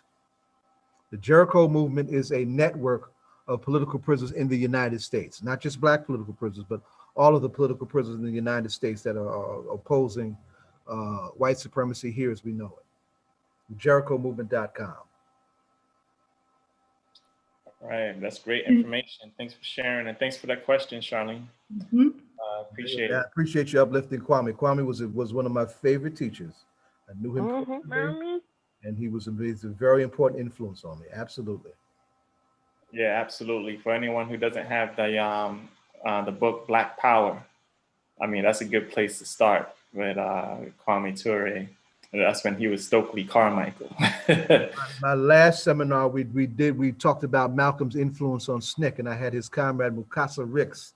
Mukasa was the point man for Black Power. He was the one on the ground, you know, in the South. This is not in the North, in the deep South, Mississippi, Alabama, all them bloody places where white folks were being strung up and shot down like dogs, and put Black Power on our people's tongues and minds. And when that epic call was made in 1966, it was Kwame and his point man, Field Secretary Mukasa Ricks, who did that. Right, and Mukasa's still in the land of living, Mother Bayyinah. Somebody you might want to have on one day. He would. You think I got some energy at my age? You should see Baba Mukasa at his age. Mm-hmm. We'll talk about that after. To ask questions. All right, I think that's all for the questions from here, but we do have a question from YouTube. Someone asked, where'd you get your earring? I have to think about that. I believe I got it. They're around. You know, all our places where you see our vendors selling, you know, our cultural wares, you know, those are the kind of places where you look. I believe I got it at the African Mart on 116th Street. I believe. I've had several of these. All right, very good. All right, I do have one question for you. I know Hollywood has depicted some Black Panther movies in the past, like Panther or some from years ago. There's a new movie coming out now on Fred Hampton called, I don't even remember the name of it. I think The Black Messiah, something like that. But what do you think about those, you know, depictions of like these parties like the Black Panther Party Malcolm or whoever, like when it reaches Hollywood, do you know like if they even like reach out to some of the people on the ground to get some of these, some of the information, or is it just a romanticized version of our elders and their struggles? Well, on that particular film, I'm deeply concerned about it. See, when it gets to Hollywood, you have to see Hollywood is one of the most dangerous weapons of white supremacy that America and white supremacy has ever come up with. There ain't nothing more deadly and confusing and blinding and misdirecting like Hollywood, or Hollyweird, as some of us would call it, right? To be sure, one of the agents of us coming together in the Malcolm X Commemoration Committee was the emergence of Spike Lee's film, right? And we had to actually step to Spike. I mean, physically step to him, about the liberties he was willing to take with the truth of Malcolm's history to satisfy his personal appetite and to satisfy Hollywood's appetite and to satisfy white supremacy's appetite. And then you would hear, then there was a story that developed behind that encounter that, I need some more money to make sure I get this thing right. And he went to those of us in our community who have some money, who are willing to trust him with some money. And what emerged from that equation was a film very different from what he originally had in mind. Someone in the Underground Railroad leaked to us his original script, and it was absolutely terrible. It was nothing about it was the sexual fantasies, and it's all about this relationship with him when he was on the street with this white woman we was loosely called Sophia, right? Most of that was about that, and that was a moment. Let's move on. Yeah. Okay.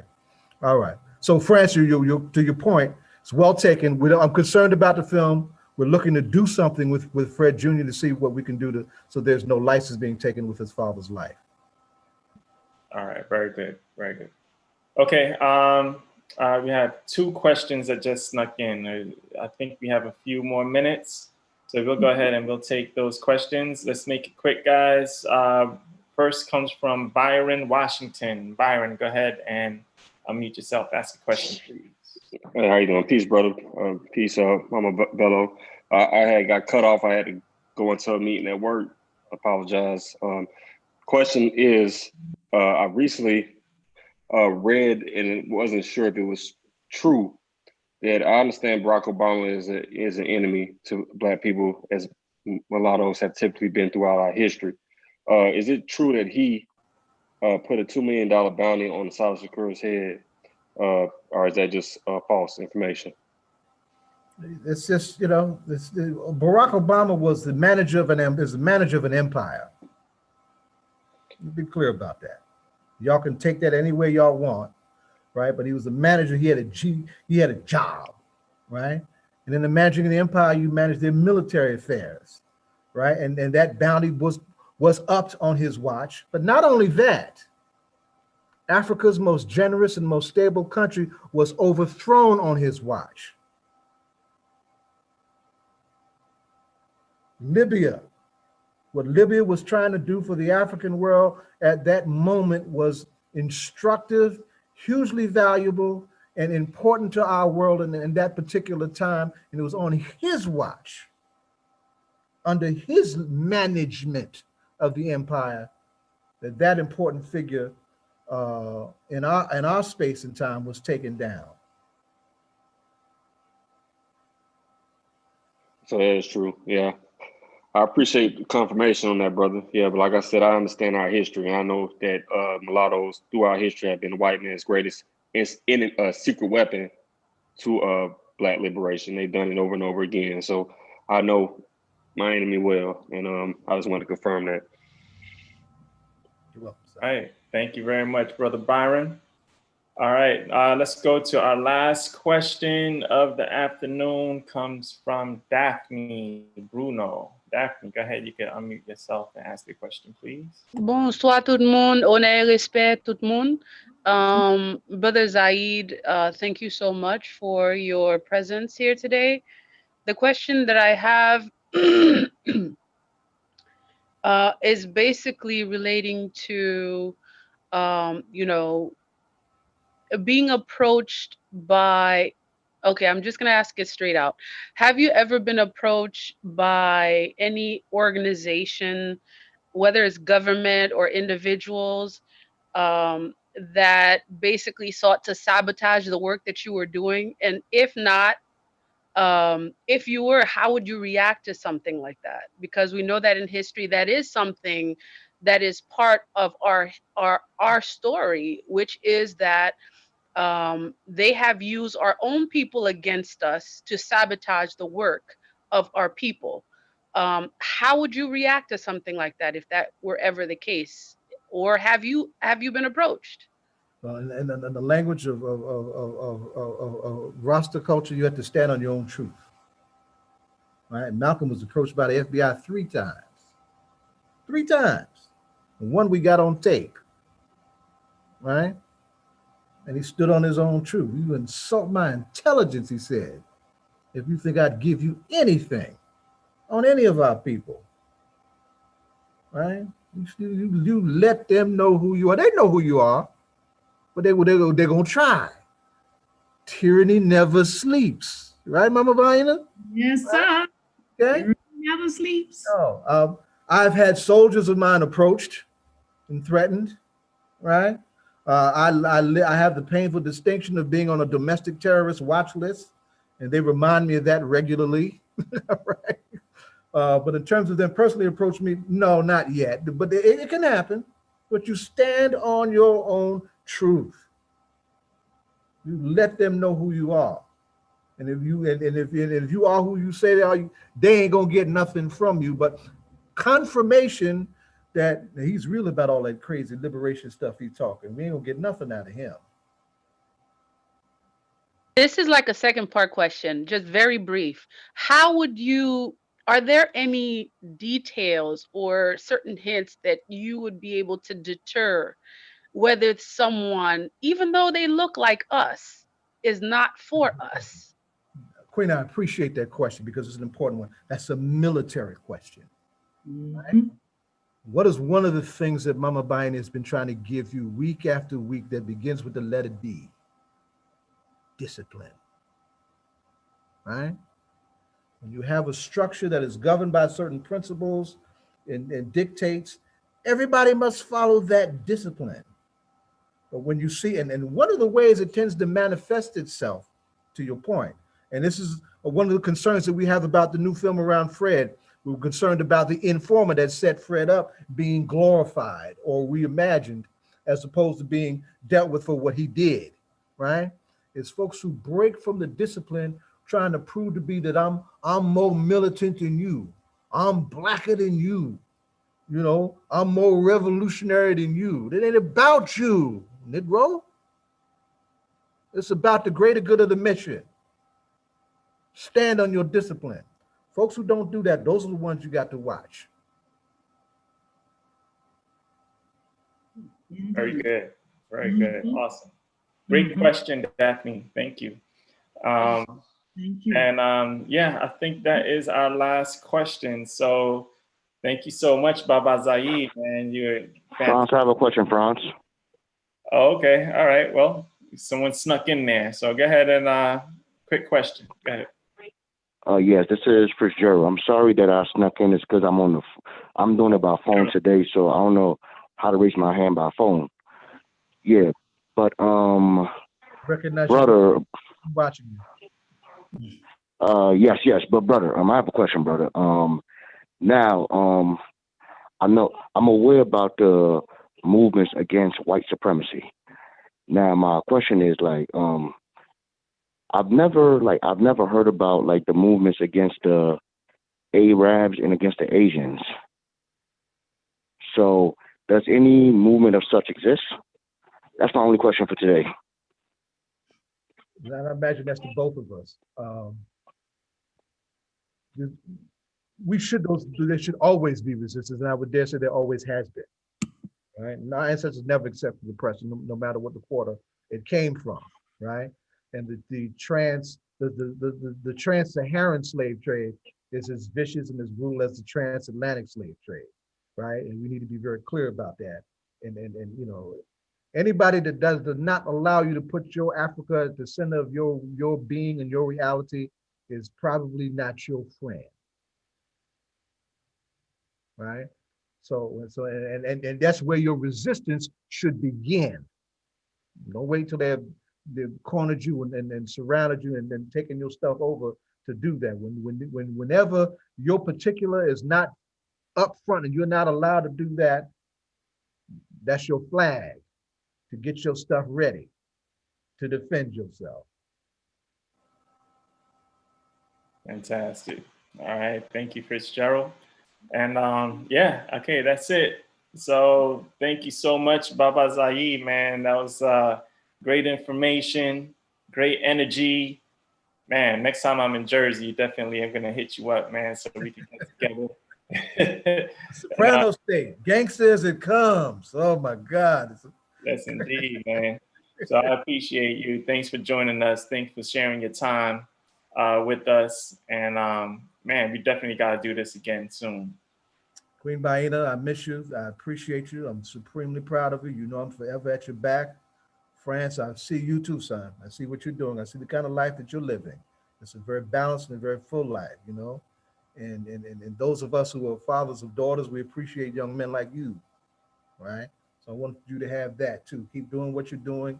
It's important. We need you, right? You have no idea how thrilled I am to be able to share this time with you and share with my sister. I've been wanting to do something like this with her for a long time. We used to do this privately. Remember our walks? I used to come see you in Queens. Right. But yeah, one of my favorite on this earth. I'd do anything for this woman right here. Behold a teacher, right? And behold the teachers we all must become. Absolutely, absolutely. Pan-Africanism or perish. Let us remember that Pan-Africanism began where? Haiti. That's right. Any African escaping slavery who makes his way to Haiti is forever a citizen of Haiti and forever free. That is the birth of Pan-Africanism, right? So wherever we are in our spaces, however big or small, everybody talk about how small Haiti is. Haiti is big to the African world. She is a mother of Pan-Africanism, right? And we need that unity. We need that vision. We need our capacity to be together and to work together that defines who we are as African people now like we have never needed before. Young people, this is your time. In the language of my chairman, Bobby Seale, seize the time. Ashe. Seize the time. Right on, yeah. All right. So thank you so much, Baba, man. We appreciate you. And I'm going to hand over the show to our host to give us a last word, Professor Bayyinah Bello. Thank you, Franz. Thank you to all of you. You have made a great program today. You know, as we say all the time, it's never the person speaking. It's always all of you who set the right energy that brings out the right words. If you feel this was a great program, then applaud yourself, because that means you have put in what was necessary for it to be what you see it as. Thank you so much. But before I say goodbye, I want to show you this book. This book, some of you, oh, am I presenting it properly with this background thing? I don't think I can. Okay, forget it. I got all right. Oh, well, you have another book. All right, this is Heroes of the Haitian Revolution. I got what I wanted to show you. Yes, thank you. What I wanted to share with you is Yurugu. Not the fabulous book by Marimba Ani, but a children's version that somebody has created. And it is fabulous. Wow. This is a school director. She's created a school and she's taken some of the most profound thoughts that our teachers have put together. She's putting it in a shape that 4-year-olds and 6-year-olds and 8-year-olds can bite it. And that's a fabulous, fabulous job. So, and she was with us last week. Oh, I missed that. Okay. Yes, he's the one doing this great work. Okay. Beautiful. So, as in parting, we will say, yes, go in peace. Peace. You don't go around looking for trouble, but be always ready with your discipline, your truth, your shields, ready to defend you and to defend freedom wherever it is threatened. Go in peace, but don't be no doormat. Be great, be you, be divine. See you next week. Asheo, see you guys next week. See you next week. Yes, be blessed. Thank you. Thank you. Thank See you. you next week, and thank See you you next week. very much. Yeah. All right, everyone. We see you next week, next Thursday on Bayyinah and Friends. Have a great weekend. Peace. Bye-bye. Thank you.